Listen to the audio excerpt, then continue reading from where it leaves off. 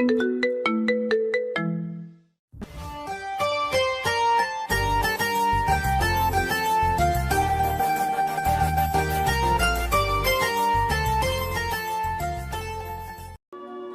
Varsity যাওয়ার জন্য ready হচ্ছিলাম, আম্মু রুমে এসে বলল, নিয়ান, তুই ভার্সিটি শেষে তাড়াতাড়ি বাসায় ফিরিস। কেন আম্মু? আমরা সবাই আজ আমাদের গ্রামের বাড়ি যাচ্ছি। আমরা সবাই মানে? আমি তো যেতে পারবো না, আমার এক্সাম এখনো শেষ হয় নাই, কালকে আমার লাস্ট এক্সাম। তুই তো আমাকে বলেছিলি তোর পরীক্ষা আজকে শেষ হবে। আম্মু কিছুক্ষণ কি যেন একটা ভাবলো, তারপর বলল, আচ্ছা, তুই কালকে পরীক্ষা দিয়ে পরের দিন চলে যাস, আমরা আজকে যাচ্ছি। আচ্ছা। আমি আবার বললাম, আম্মু হঠাৎ তোমাদের গ্রামের বাড়ি যাওয়ার কথা কেন মনে হলো? আগামী শুক্রবারে দিয়ার বিয়ে। কি বলো কি আম্মু, এত পিচ্ছি একটা মাইয়ার কিভাবে বিয়ে হবে?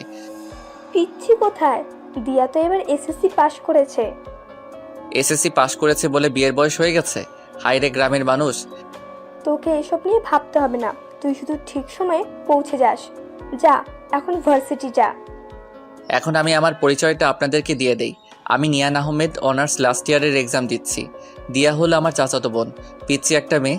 জানি না চাচা কেন এত তাড়াতাড়ি মেয়েটার বিয়ে দিয়ে দিচ্ছেন। পরের দিন পরীক্ষা দিয়ে বৃহস্পতিবার, মানে দিয়ার গায়ে হলুদের দিন। আমি গ্রামের বাড়ি যাওয়ার জন্যে ট্রেনের টিকিট কাটলাম সকাল 6:30 ট্রেন, তাই আমি ভোর 5টায় ঘুম থেকে উঠে রেডি হয়ে স্টেশনে পৌঁছালাম।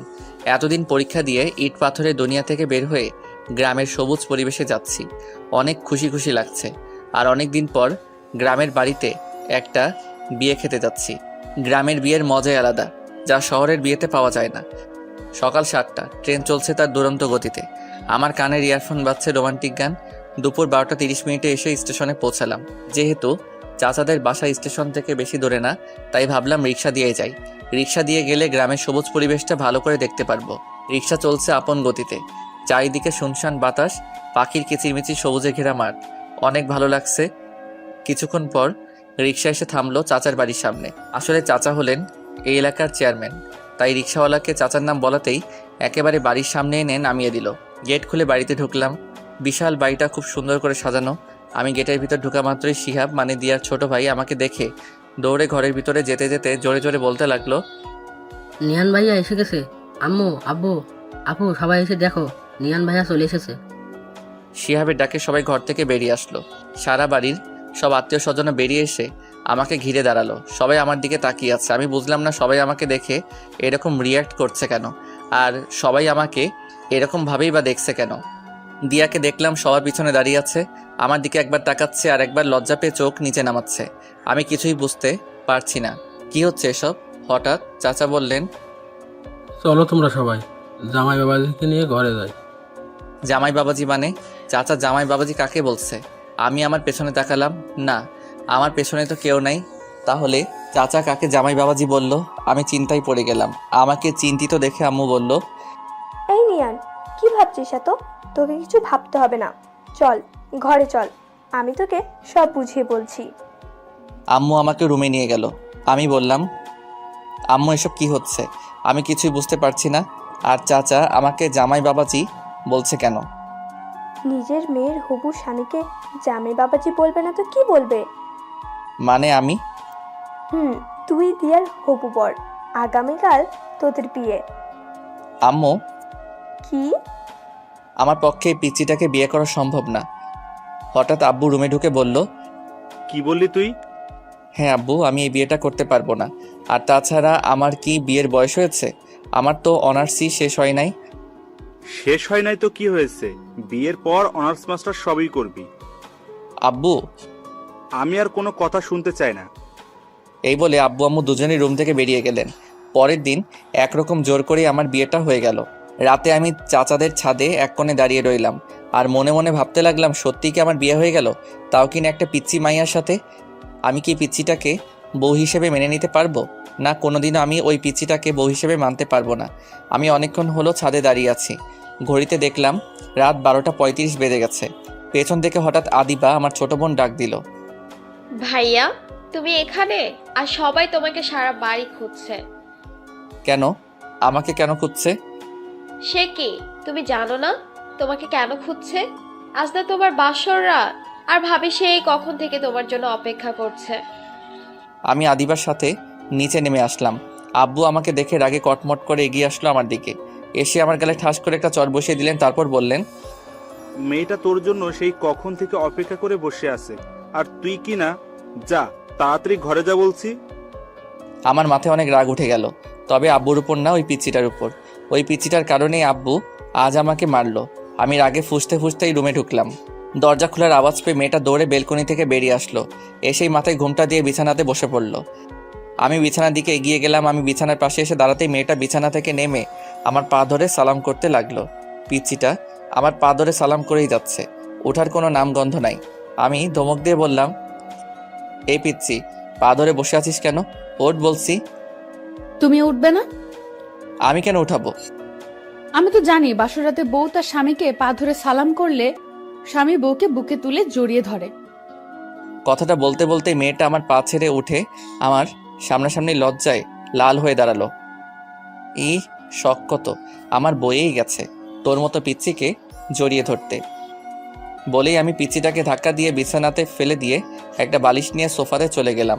পিচ্চিটা আমার এরকম ব্যবহার দেখে ভ্যাবাচাকা খেয়ে বিছানাতে পড়ে রইল। পিচ্চিটা বিছানা থেকে উঠে এসে বলল, তুমি প্লিজ বিছানাতে গিয়ে শুয়ে পড়ো, আমি না হয় সোফাতে ঘুমাই। এ পিচ্চি, আমাকে রাগাস না বলছি। তোর ঘুম গিয়ে তুই ঘুমা, এত দরদ দেখাতে আসিস না। পিচ্চিটা আমার কথা শুনে আমার পাশে আর দাঁড়ালো না, বিছানাতে গিয়ে শুয়ে পড়ল। সারাদিনের ক্লান্তিতে আমি যে কখন ঘুমিয়ে পড়েছিলাম খেয়ালই করিনি। সকালে কারো ডাকে ঘুম ভাঙলো। আমি ঘুম ঘুম চোখেই বললাম, আজকে ভার্সিটি যাব না আম্মু, আমাকে ঘুমাতে দাও। এই যে ওঠো না, নিচে তোমাকে সবাই ডাকছে। উফ আম্মু, তোমাকে বললাম না ভার্সিটি যাও। হঠাৎ আমার মনে হলো আম্মু তো আমাকে এরকম মিষ্টি সুরে ডাকে না। আম্মু হলে তো এতক্ষণ আমাকে ঝাড়ু দিয়ে পিটাইতেন। আমি চোখ খুলে তাকাতেই দেখি পিচিটা আমার পাশে দাঁড়িয়ে হাসছে। পিচিটাকে দেখে আমার মনে পড়ল আমি এখন চাচাদের বাড়িতে। এই পিচ্চি, হাসবি না বলছি, তোর হাসি দেখলে আমার সারা শরীর জ্বলে। এ মা, কোথায় জ্বলছে দেখি, ওষুধ লাগিয়ে দেবো নাকি? আমার সাথে মজা নিচ্ছিস? মজা নিতে যাবো কেন? তুমিই তো বললা তোমার সারা শরীর জ্বলছে, তাই আমি ভাবলাম ওষুধ লাগিয়ে দিই। আচ্ছা ঠিক আছে, ওষুধ লাগাতে হবে না, গোসল করে নাও, তাহলে শরীর আর জ্বলবে না। পিচ্চিটা নিজের আলমারি থেকে একটা টাওয়েল বের করে আমার হাতে ধরিয়ে দিল। আমি টাওয়েল হাত থেকে ফেলে দিয়ে বললাম, আমি এত সকালে গোসল করতে পারবো না। আচ্ছা তো গোসল করবে না, এত রাগ দেখানোর কি আছে? আমি রাগ দেখাবই, তাতে তোর বাপের কি? আমার বাপের কিছু না, কিন্তু আমার অনেক কিছু, কারণ তুমি তো আমার বর। তোকে আমি বউ হিসেবে মানি না, আর কোনোদিন মানবো না। তুমি আমাকে বউ হিসেবে না মানলেও আমি তোমাকে ঠিকই বর হিসেবে মানি। আর তাড়াতাড়ি ফ্রেশ হয়ে নিচে আসো, সবাই তোমার জন্য অপেক্ষা করছে। আমি রেডি হয়ে নিচে নেমে এসে দেখি সবাই একসাথে বসে আড্ডা দিচ্ছে। আমি আম্মুকে গিয়ে বললাম, আম্মু আমি বাড়ি যাব। হ্যাঁ বাবা, আজ বিকালেই আমরা বৌমাকে নিয়ে বাড়ি যাব। ওই পিচ্চিটাকে সাথে নিয়ে যাওয়ার কি দরকার? এই কথাটা বলতে গিয়ে আব্বুকে দেখে আর বললাম না, যদি কালকের মতো আবার মারে। আম্মু এখন চলে গেলেই তো হয়। এখন এত তাড়াহুড়ো করে কিভাবে যাব? তুই নাস্তা করেছিস? যা কিছু খেয়ে নে। দিয়া মা, নিয়ানকে কিছু খেতে দে তো। আচ্ছা চাচি আম্মা। সে কি রে, তুই এখনো আমাকে চাচি আম্মা ডাকছিস? এখন থেকে আমাকে শুধু আম্মা বলে ডাকবি। আচ্ছা ঠিক আছে। আমি কিছু না বলে টেবিলে গিয়ে বসলাম। বিকেলে বাড়িতে যাওয়ার জন্য রেডি হচ্ছিলাম, হঠাৎ পিচ্চি এসে আমার হাতে একটা পাঞ্জাবি ধরিয়ে দিয়ে বলল, আম্মু বলেছেন এটা পড়তে। আমি হাতে নিয়ে দেখি বিয়ের দিন যে পাঞ্জাবিটা পরেছিলাম সেই পাঞ্জাবি। এত ভারী পাঞ্জাবি আমি পরতে পারবো না। সব সময় শুধু না না করো কেন? আমি পিচির ধমক শুনে কিছুটা ভয় পেয়ে গেলাম। এইটুকু পিচির এত তেজ! আমি আর কিছু না বলে পাঞ্জাবিটা পরে নিলাম। যাওয়ার সময় পিচিটা অনেক কান্না করলো। চাচা পিচিটাকে আমার হাতে তুলে দিলেন আর বললেন, আমার মেয়েকে সুখে রেখো বাবা, কোনোদিন কষ্ট দিও না। আমি জবাবে চাচাকে কি বলবো কিছুই বুঝতে পারলাম না। তারপর আমরা বাড়ির দিকে রওনা দিলাম। বাড়িতে ফিরে গাড়ি থেকে নেমে অবাক হয়ে গেলাম। সারা বাড়ি অনেক রকম বাতি দিয়ে সাজানো। পিচিটা গাড়ি থেকে নামতে গিয়ে আবার বসে পড়লো। কি হলো মা, নামছিস না কেন? মাথা ঘুরছে আম্মু। আমি এদিক সেদিক না তাকিয়ে সোজা ঘরের দিকে যেতে লাগলাম। পিছন থেকে আম্মু ডাক দিল, এই নিয়ান, বউকে ফেলেই ঘরে চলে যাচ্ছিস? ওর পা আছে, নিজে হেঁটে যেতে পারবে। ওকে কি কোলে তুলে নিয়ে যেতে হবে নাকি? হ্যাঁ, ভালো বুদ্ধি বের করেছিস, ওকে বরং কোলে করেই ঘরে নিয়ে যা। কি? আমি পারবো না। এরকম রিয়েক্ট করছিস কেন? তোকে নিজের বউকে কোলে নিতে বললো, অন্য কাউকে কোলে নিতে বলে নাই। আব্বু আব্বু আমাকে পুরো কথাটা বলতে না দিয়ে আবার বললেন। আমি আর কিছু শুনতে চাই না। অতঃপর বাধ্য হয়ে পিচিটাকে কোলে নিয়ে রুমে যেতে লাগলাম। আমি পিচিটার মুখের দিকে তাকিয়ে দেখলাম মুচকি মুচকি হাসছে। ইচ্ছে করছে এখনই কোল থেকে নিচে ফেলে দেই। আমি পিচিটাকে নিয়ে রুমের দরজাতে আসতেই অবাক হয়ে গেলাম। রুমের দরজাতে পিচিটাকে কোলে নিয়েই দাঁড়িয়ে রইলাম। সারা রুম অনেক রকম ফুল দিয়ে সাজানো। রুমটাকে একেবারে ফুলের বাগান বানিয়ে ফেলেছে। এমনি আমার ফুলে অ্যালার্জি, আর রুমে এত ফুল দেখে মাথাটাই গরম হয়ে গেল। পিচিটা আমার কোলে ছিল। পিচিটাও দেখলাম এতগুলো ফুল দেখে আমার মতোই অবাক হয়ে তাকিয়ে আছে রুমের দিকে। আমি পিচিটাকে কোলে নিয়ে রুমে ঢুকলাম। রুমে ঢুকে পিচিটাকে বিছানাতে ছুঁড়ে ফেলে দিলাম।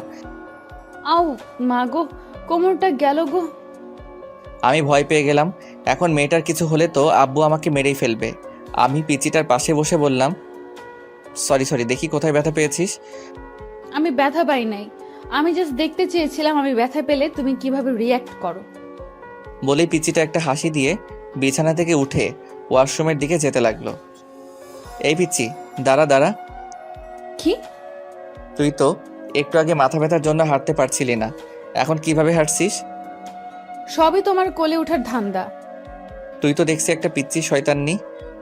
পিচিটা একটা হাসি দিয়ে ওয়াশরুমে ঢুকে গেল। আমি রুমে বসে বসে ভাবতে লাগলাম, না, পিচিটার সাহস অনেক বেড়ে গেছে। আমাকে এমন কিছু করতে হবে যাতে পিচিটা আমাকে ছেড়ে যেতে বাধ্য হয়। কিছুক্ষণ পর পিচি একটা পাতলা 3 পিস পরে বেরিয়ে আসলো। আমাকে বলল, যাও এখন ভারী পাঞ্জাবিটা চেঞ্জ করে আসো। আমি আমার পাঞ্জাবি চেঞ্জ করব কি না করব সেটা আমার ব্যাপার। আমার সব ব্যাপার তোকে এত নাক গলাতে হবে না। তুমি সবসময় এমন করো কেন? আমি এমন করবই, তাতে তোর কি? আমারই তো সব। তারপর আমি ফ্রেশ হতে গেলাম। ফ্রেশ হয়ে রুমে এসে দেখি পিচিটা রুমে নাই, হয়তো নিচে গেছে। আমি রেডি হয়ে নিচে চলে আসলাম। পিচিটা আম্মু আব্বু আর আদিবার সাথে হেসে হেসে কথা বলছে। পিচিটার কি সুন্দর নিষ্পাপ হাসি, কি মায়া ভরা চোখ, একদম মায়াবতী। আমি এসব কি ভাবছি? আমি তো এইটুকু পিচিকে কোনোদিনও বউ হিসেবে মানতে পারবো না। তাহলে কেন আমি পিচিটার মায়া জড়াচ্ছি? কি রে, এখানে দাঁড়িয়ে কি ভাবছিস? তোর জন্য সেই কখন থেকে আমরা না খেয়ে বসে আছি। চল, রাতের খাবার খাবি, চল।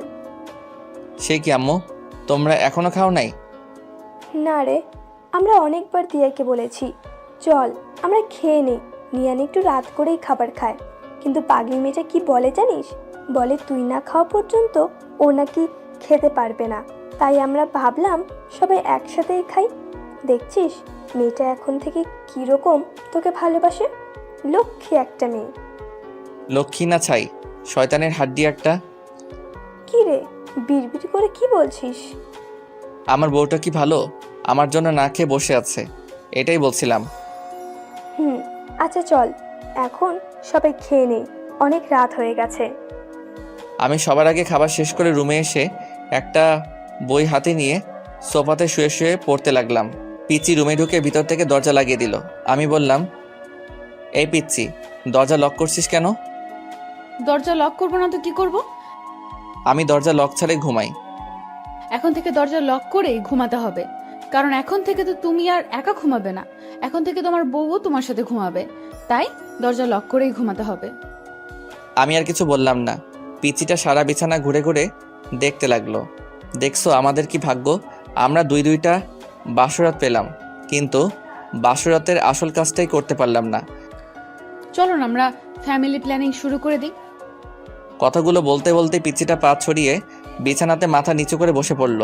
আমি সোফা থেকে উঠে আস্তে আস্তে পিচির দিকে এগোতে লাগলাম। পিচি আমাকে আসতে দেখে নড়ে চড়ে ঠিক হলো আর লজ্জায় লাল হতে লাগলো। আমি একটু একটু করে পিচিটার দিকে এগিয়ে যেতে লাগলাম। আমি পিচিটার পাশে এসে দাঁড়ালাম। পিচিটা এখনো মাথা নিচু করেই বসে আছে, জোরে জোরে নিঃশ্বাস নিচ্ছে। আমি হাঁটু গেড়ে পিচিটার পাশে বসে পড়লাম। পিচিটার হাত আমার হাতে শক্ত করে ধরলাম। পিচিটা এবার লজ্জা মাখা চোখে আমার চোখের দিকে তাকালো। আমি বললাম, বইন রে, তুই আমার ছোট্ট পিচ্ছি বোন, তোর সাথে কি আমি এসব করতে পারি বল? দিয়ে আমার কথা শুনে অবাক হয়ে আমার দিকে চোখ দুইটা বড় বড় করে তাকালো। তারপর মুখটা মলিন করে বলল, ছি ছি, তুমি এসব কি বলছো? নিজের বউকে কেউ বোন বলে? দেখ দিয়া, তুই এখনো অনেক পিচ্ছি, তোর এখনো বিয়ের বয়স হয় নাই। তুমি আমাকে যতটা পিচ্ছি ভাবছো আমি কিন্তু ততটা পিচ্ছি না। বলেই দিয়া নিজের শরীর থেকে ওড়নাটা ফেলে বিছানা থেকে উঠে দাঁড়ালো। আমি উঠলাম আর আর আমি বললাম, তুই নিজেকে যতই বড় মনে করিস না কেন, তুই পিচ্ছিই থাকবি। না আমি পিচ্ছি না। হ্যাঁ তুই পিচ্ছি। আমাকে পিচ্ছি বলবে না বলছি। এইগুলো বলছে আর আমার দিকে এগিয়ে আসছে। আমি এক পা করে পিছিয়ে যাচ্ছি। আমি পিছাতে পিছাতে হঠাৎ পিছনে দেয়ালের সাথে আটকে গেলাম। এই পিচ্ছি, কি করছিস? আমি যে পিচ্ছি না সেটার প্রমাণ দেব। এখন দিয়ার থেকে আমার শরীর 1 ইঞ্চি দূরত্বে। চোখ বন্ধ করে নিজের ঠোঁট আমার ঠোঁটের দিকে এগিয়ে আনছে। পিচিটার ঠোঁট আমার ঠোঁটের একদম কাছে নিয়ে আসলো। পিচিটার নিঃশ্বাস আমার মুখের উপর পড়ছে। পিচিটা নিজের ঠোঁট আমার এতই কাছে নিয়ে এলো যে বুঝতেই পারছি না কোনটা ওর নিঃশ্বাস আর কোনটা আমার নিঃশ্বাস। আমি পিচিটাকে কিছু বলতে যাব তখনই হুট করে নিজের ঠোঁট আমার ঠোঁটে লাগিয়ে দিল। আমি মুখে কোনো শব্দ করতে পারছি না। কিছুক্ষণ পর পিচিটা নিজের ঠোঁট সরিয়ে আমার কপাল নিজের কপালে লাগিয়ে জোরে জোরে হাঁপাতে লাগলো।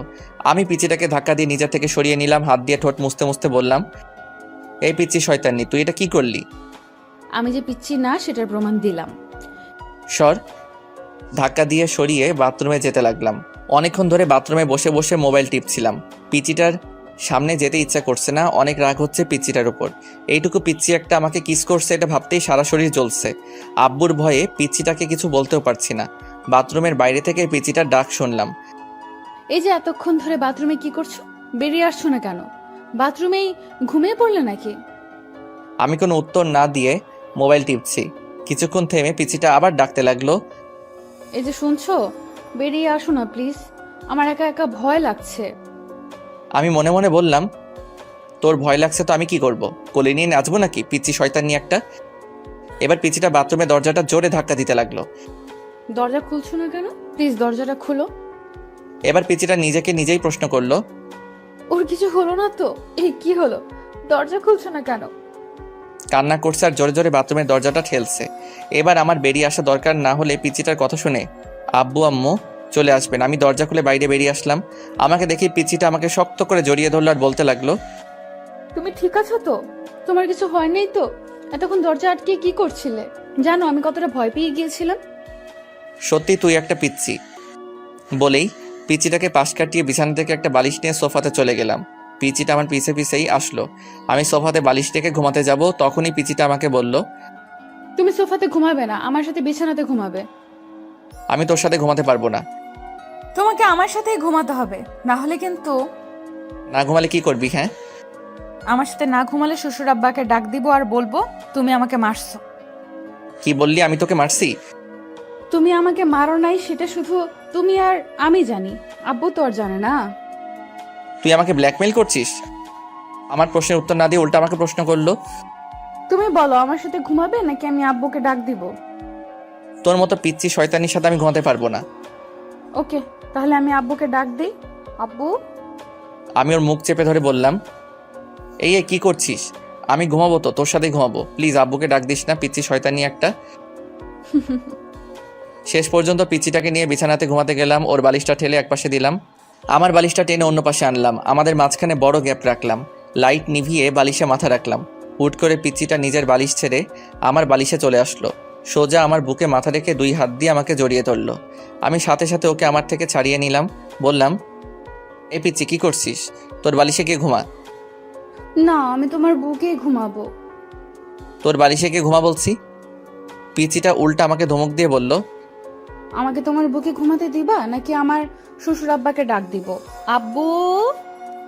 এই পিচ্ছি শয়তাননি, কথায় কথায় আব্বুকে ডাক দিস কেন? অতঃপর বাধ্য হয়ে পিচ্ছিটাকে বুকে নিয়ে ঘুমালাম। সকালে ঘুম থেকে উঠে মেয়েটার কাণ্ড দেখে আমি অবাক হয়ে গেলাম। পিচ্ছিটার একটা পা আমার পেটের উপর আর আমার মাথাকে নিজের বুকে শক্ত করে জড়িয়ে আমাকে কোলবালিশ বানিয়ে ঘুমিয়ে আছে। আমি পিচ্ছিটার বাহু থেকে নিজেকে ছাড়ানোর চেষ্টা করছি, কিন্তু পিচ্ছিটা আমাকে ছাড়ছেই না, আরো শক্ত করে আমাকে জড়িয়ে ধরছে। তার মানে পিচ্ছিটা এখন জেগেই আছে। আমি বললাম, এই পিচ্ছি আমাকে ছাড় বলছি। পিচ্ছিটা আমাকে ছাড়ছেই না। আমি এবার জোর করে পিচ্ছিটার থেকে ছুটে আসলাম। ফ্রেশ হয়ে রুমে এসে দেখি পিচ্ছিটা নাই, হয়তো উঠে নিচে চলে গেছে। আমি রেডি হয়ে নিচে খাবার টেবিলে চলে আসলাম। সবাই একসাথে নাস্তা করছি। আব্বু বললেন, নিয়ান, তুই কোথাও বের হবি নাকি? জি আব্বু, বন্ধুদের সাথে একটু দেখা করতে যাব। বৌমাকে সাথে করে নিয়ে যা, একটা ভালো কলেজে ভর্তি করিয়ে দিস।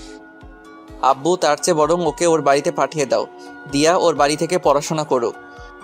পিচিটার হাসি মুখ মলিন হয়ে গেল। আব্বু বললেন, দিয়া এখন আমাদের বাড়ির বউ, আমাদের বাড়ি থেকেই পড়াশোনা করবে। তোকে আমি যেটা বলছি তুই সেটা কর। আচ্ছা আব্বু। পিচিটার মুখে হাসি ফুটে উঠলো। আমি বাইক নিয়ে পিচিটার জন্য বাইরে দাঁড়িয়ে আছি, কিন্তু এখনো আসছে না কেন? সেই কখন রেডি হতে গিয়েছিল। কিছুক্ষণ পর পিচিটা বেরিয়ে আসলো। আমি পিচিটাকে দেখে হা করে তাকিয়ে রইলাম। পিচিটাকে সাদা একটা পরি লাগছে। পিচিটা একটা সাদা জামা পরে বের হয়ে আসলো, ঠোঁটে লাল লিপস্টিক, চোখে গাঢ় করে কাজল, মুখে কোনো মেকআপ নাই। মেকআপ ছাড়াই পিচিটাকে এক কথায় অসাধারণ লাগছে। এভাবে তাকিয়েছো কেন? আমার লজ্জা লাগছে। পিচিটার কথায় আমি ওর থেকে চোখ সরিয়ে নিলাম। যেভাবে সেজে আছিস বোঝা যাচ্ছে কোনো বিয়ে বাড়িতে যাচ্ছিস। বারে, নিজের বরের সাথে আজ প্রথম কোথাও একসাথে বের হচ্ছি, একটু সাজবো না? এটাকে একটু সাজা বলে? আচ্ছা তাড়াতাড়ি পেছনে ওঠ। ওয়াও, আমরা বাইকে যাব? হুম। পিচিটা হুট করে এসে আমার গালে একটা চুমু খেলো। এই পিচ্চি শয়তান্নি, আমাকে চুমু দিলি কেন? জানো, আমার অনেক দিনের স্বপ্ন আমার বর আমাকে বাইকের পেছনে নিয়ে ঘুরবে। সেই স্বপ্নটা আজ পূরণ হতে যাচ্ছে। তুই স্বপ্ন দেখ, আমি যাচ্ছি বলেই বাইকটা স্টার্ট দিলাম। এই না না, আমি উঠছি। পিচিটা পেছনে উঠে বসতেই আমি বাইকটা ছেড়ে দিলাম। কিছুক্ষণ পর আমি বাইকটা একটা জায়গায় থামালাম। পিচিটা বলল, আমরা কি কলেজে এসে পড়েছি? না। তাহলে এখানে বাইক থামালে কেন? দরকার আছে। পিচিটার কিছু বলল না, চুপ করে বসে রইল। আমি ভাবতে লাগলাম সামনে তো বন্ধুরা আড্ডা দিচ্ছে, আমার সাথে যদি পিচিটাকে দেখে তাহলে তো আমি শেষ। আমি ভাবতে লাগলাম কি করা যায়। হ্যাঁ, বুদ্ধি পেয়েছি। আমি পিচিটাকে বললাম, এই পিচি আমাকে শক্ত করে ধরো। পিচিটা খুশি হয়ে আমাকে শক্ত করে ধরলো। আমি বাইকটা স্টার্ট দিলাম। আস্তে আস্তে বাইকের স্পিড অনেকটা বাড়িয়ে দিলাম। পিচিটা ভয় পেয়ে আরও শক্ত করে আমাকে জড়িয়ে ধরছে আর আমাকে কি যেন বলছে। বাতাসের শ শ আওয়াজে পিচিটার কথা আমি ভালো করে শুনতেও পারছি না। আমাদের আড্ডার জায়গা ফেলে আসতেই আমি বাইকের স্পিড কমিয়ে দিলাম। তারপর একটা কলেজের সামনে এসে বাইক থামালাম। পিচিটা বাইক থেকে নেমে কান্না করে দিল। এই পিচি, কি হলো? কি কান্না করছিস কেন? তুমি এত স্পিডে বাইক চালিয়ে আসলে কেন? আমি কত ভয় পেয়ে গেছিলাম। সত্যি তুই একটা পিচ্ছি। কান্না থামা বলছে, সবাই দেখছে। এভাবে রাস্তায় কান্না করছিস, মানুষ কি ভাববে? পিচ্ছিটা কেঁদেই চলছে। এই পিচ্ছি, কান্না থামা বলছি, না হলে কিন্তু। এবার আরো জোরে জোরে কান্না করতে লাগলো। আমি বাড়িতে গিয়ে শ্বশুর আব্বাকে সব বলবো। তুমি আমাকে মারছো আর অনেক স্পিডে বাইক চালিয়েছো। এই মেয়ে, আমি তোকে কখন মারলাম? এটা তো ডাহা মিথ্যা কথা। আচ্ছা বোন, সরি। আর জীবনেও স্পিডে বাইক চালাবো না। এবার তো কান্না থামা। দেখ লোকজন কিভাবে আমাদের দিকে তাকিয়ে আছে। তুমি আবার আমাকে বোন বলছো? এবার কয়েকটা লোক আমাদের দিকে এগিয়ে আসলো। লোকগুলো আমাদের অনেকক্ষণ ধরে লক্ষ্য করছিল। কি ভাই, মেয়েটাকে এভাবে কাঁদাচ্ছেন কেন? মেয়ে দেখলেই পিছনে লাগতে ইচ্ছা করে। বলে লোকটা নিজের হাতে শার্ট উপরে তুলতে তুলতে আমার দিকে এগিয়ে আসছে। আরে ভাই, থামেন। উনি আমার বউ, আমার উপর রাগ করে কান্না করছে। আমার মুখে বউ ডাক শুনে দিয়া কান্না থামালো। আপু, উনি কি আপনার স্বামী? জি, উনি আমার স্বামী। লোকগুলো আমাকে সরি বলে চলে গেল। পিচিটাকে দেখলাম মাথা নিচু করে হাসছে। এ পিচি, হাসছিস কেন? তুমি আমাকে বউ বলছো তাই খুশি লাগছে। আমার বইয়েই গেছে তোকে বউ বলতে। আমি তো ওই লোকগুলোর হাত থেকে বাঁচার জন্য তাকে বউ বললাম। যেভাবেই হোক, বউ বলছো তো। পিচিটাকে কলেজে ভর্তি করিয়ে আবার বাড়িতে ফিরছি। এবার বাইকটা আস্তে আস্তে চালাচ্ছি। কিছু দূর আগাতেই দেখলাম কয়েকজন লোক রাস্তার মাঝখানে দাঁড়িয়ে আছে। আরে, এরা তো আমার বন্ধুরা। এখন আমি কি করি? সবাই আমার দিকে রাগি চোখে তাকিয়ে আছে। আমি বললাম, কিরে তোরা এভাবে মাঝ রাস্তায় দাঁড়িয়ে আছিস কেন? এদিকে যাওয়ার সময় তোকে আমরা পিছন থেকে কত ডেকেছি, তুই শুনলি না কেন? ও, তোরা ডেকেছিলি, আমি হয়তো শুনতে পারি নাই। কিরে মামা, পিছনে সুন্দরী মাইয়াটাকে? আমি এতক্ষণ এটারই ভয় পাচ্ছিলাম। হ্যাঁ রে, মেয়েটাকে। আমি কিছু বলছি না দেখে পিচিটাই বলল। আমি ওর বউ। পিচিটাকে বলতে না দিয়ে আমি বললাম, ও আমার চাচাতো বোন। পিচিটা আবার কান্না শুরু করে দিল। তুমি আমাকে আবার বোন বলছো? আমি বাড়িতে গিয়ে শ্বশুর আব্বাকে সব বলবো। নিজের বউকে বোন বলা হচ্ছে? আমার বন্ধুরা সবাই একসাথে বলে উঠলো। বউ? সবাই অবাক হয়ে আমার দিকে তাকিয়ে রইল। ওরা আমাকে প্রশ্ন করতে যাবে তখনই আমি বললাম, বাড়ি থেকে ফিরে এসে সব বলছি। এই বলে বাইক স্টার্ট দিয়ে বাড়িতে চলে আসলাম। এ পিচ্ছি নাম, বাড়ি চলে এসেছি। পিচ্ছিটা বাইক থেকে নামতে আমি বাইক আবার স্টার্ট দিলাম। পিচ্ছিটা বলল, বাসায় কখন ফিরবে? সেটা তোকে বলে যেতে হবে নাকি? বলেই বাইক চালিয়ে চলে আসলাম বন্ধুদের কাছে। বন্ধুদের সাথে আড্ডা দিতে দিতে কখন যে বিকাল 3টা বেজে গেল খেয়ালই করি নাই। বাসাতে ঢুকতেই দেখি আব্বু ড্রয়িং রুমের সোফাতে বসে আছেন। আমাকে দেখে আব্বু সোফা থেকে উঠে এসে আমার সামনে দাঁড়ালেন, তারপর বললেন, তোর কি কাণ্ডজ্ঞান বলতে কিছু নেই? আব্বু। চুপ কর। ঘরে যে তোর একটা বউ আছে সেদিকে কি খেয়াল আছে? মেয়েটা সেই কখন থেকে না খেয়ে তোর জন্য বসে আছে, আর তুই সারাদিন বকাটের মতো ঘুরে বেড়াচ্ছিস আর নিজের ফোনটাও অফ করে রাখছিস। আমি মাথা নিচু করে বললাম, ফোনে চার্জ ছিল না, তাই আপনি অফ হয়ে গেছে। আম্মু এসে বললেন, যা রুম থেকে বৌমাকে নিয়ে আয়, মেয়েটা সেই কখন থেকে তোর জন্য অপেক্ষা করে বসে আছে। আমি রুমে ঢোকার আওয়াজ পেয়ে পিচ্ছিটা বেলকনি থেকে দৌড়ে আমার কাছে এসে বলল, তুমি চলে এসে। পিচ্ছিটা গালে হাত দিয়ে আমার দিকে প্রশ্নবোধক দৃষ্টিতে তাকিয়ে আছে। আমি বললাম, এই পিচ্ছি, তোকে কে বলেছে আমার জন্য না খেয়ে বসে থাকতে? পিচ্ছিটার চোখের পানি গড়িয়ে পড়লো। আমি আবার বললাম, আজ শুধু তোর জন্য আব্বু জীবনেই প্রথম আমাকে বকাটে বলল। আমার উপর বউয়ের অধিকার দেখানো হচ্ছে। তোকে আমি বউ হিসেবে মানি না, আর কোনোদিন মানবো না, অসহ্য একটা। পিচ্ছিটাকে পাশ কাটিয়ে ওয়াশরুমে চলে গেলাম। ওয়াশরুম থেকে ফিরে এসে দেখি পিচ্ছিটা সেই আগের জায়গাটাতে দাঁড়িয়ে আছে। আমি পিচ্ছিটার থেকে 2-3 পা সামনে এসে মাথাটা একটু পেছনে ঘুরিয়ে বললাম, এই পিচ্ছি, নিচে আসবি নাকি আমাকে আরো বকা খাওয়ানোর ইচ্ছা আছে? জি আসছি। পিচ্ছিটাকে নিয়ে খাবার খাচ্ছি, আম্মু পাশে দাঁড়িয়ে আছেন। পিচ্ছিকে দেখলাম খাবার না খেয়ে কি যেন একটা ভাবছে, আর খাবারগুলো হাত দিয়ে শুধু নাড়ছে। আম্মু পিচ্ছিটাকে বললেন, কি রে মা, তুই খাবার না খেয়ে কি ভাবছিস? কিছু না আম্মু। তাহলে খাচ্ছিস না কেন? পিচ্ছিটা নিজের গাল থেকে চুলগুলো সরিয়ে কিছুটা ভাত মুখে নিল। আম্মু চিৎকার দিয়ে উঠলেন, সে কি রে দিয়া মা, তোর গালে এটা কিসের দাগ? আম্মুর কথায় আমি পিচ্ছিটার গালের দিকে তাকালাম। পিচ্ছিটার গাল অনেকটা লাল হয়ে আঙুলের ছাপ দেখা যাচ্ছে। আমার আর বুঝতে বাকি রইল না যে এটা আমারই আঙুলের ছাপ। তখন রাগে থাপ্পড়টা অনেক জোরেই মেরেছিলাম। কি রে মা, কিছু বলছিস না যে? আমাকে বল, কি হয়েছে? এটা হয়তো অ্যালার্জির কারণে হয়েছে আম্মু। গালটা অনেকক্ষণ ধরে চুলকাচ্ছিল। ওষুধ লাগিয়েছিস? না আম্মু, পরে লাগিয়ে নিব। মেয়েটাকে দেখে আমার অনেক মায়া হচ্ছে। আমাকে বাঁচানোর জন্য মেয়েটা মিথ্যা বললো, আর আমি কি না নিজের উপর রাগ হচ্ছে। মেয়েটা আমার আগেই খাবার খেয়ে রুমে চলে গেল। কিছুক্ষণ পর আমি রুমে গিয়ে দেখি মেয়েটা রুমে নাই, হয়তো বেলকনিতে আছে। ভাবলাম মেয়েটাকে সরি বলে আসি। আমি বেলকনিতে গিয়ে দেখলাম পিচ্ছিটা আনমনে বাইরে তাকিয়ে আছে। আমাকে বলতে না দিয়ে পিচ্ছিটা বলল, আপনি আমাদের ডিভোর্স চান তাই তো? আমি জানি আপনি আমাদের ডিভোর্স চান, কিন্তু আপনার আব্বুর ভয় বলতে পারছেন না। আর এই বিয়েটাও আপনার আব্বুর ভয়ে করেছেন। কিন্তু আপনি চিন্তা করবেন না, ডিভোর্স হওয়ার পর আপনার আব্বুকে বলবো আমি নিজেই আপনাকে ছেড়ে চলে গেছি। বলবো আপনার কোনো দোষ নেই। আপনি ডিভোর্স পেপার রেডি করেন। পিচ্ছিটা চোখের পানি মুছে রুমে চলে গেল। আমি কিছুই বলতে পারলাম না। পরের দিন বাইরে ঘুরতে যাওয়ার কথা বলে পিচ্ছিটাকে নিয়ে উকিলের কাছে আসলাম। উকিলের কাছে আসার পর উকিল বলল, বিয়ের 6 মাস আগে ডিভোর্স দেওয়া সম্ভব না। তার মানে আমাদেরকে আরও 6 মাস একসাথে থাকতে হবে। তারপর ডিভোর্সের অ্যাপ্লাই করে কোর্ট থেকে বেরিয়ে আসলাম। আজ আমি বাইকটা সাথে আনি নাই, তাই রিক্সা দিয়ে বাড়ি ফিরছিলাম। অনেকক্ষণ ধরে রিক্সাতে বসে আছি, কারো মুখে কোনো কথা নাই, দুজনেই চুপ করে আছি। দুজনের নীরবতা ভেঙে পিচ্ছিটাই বলল, আমার একটা কথা রাখবেন?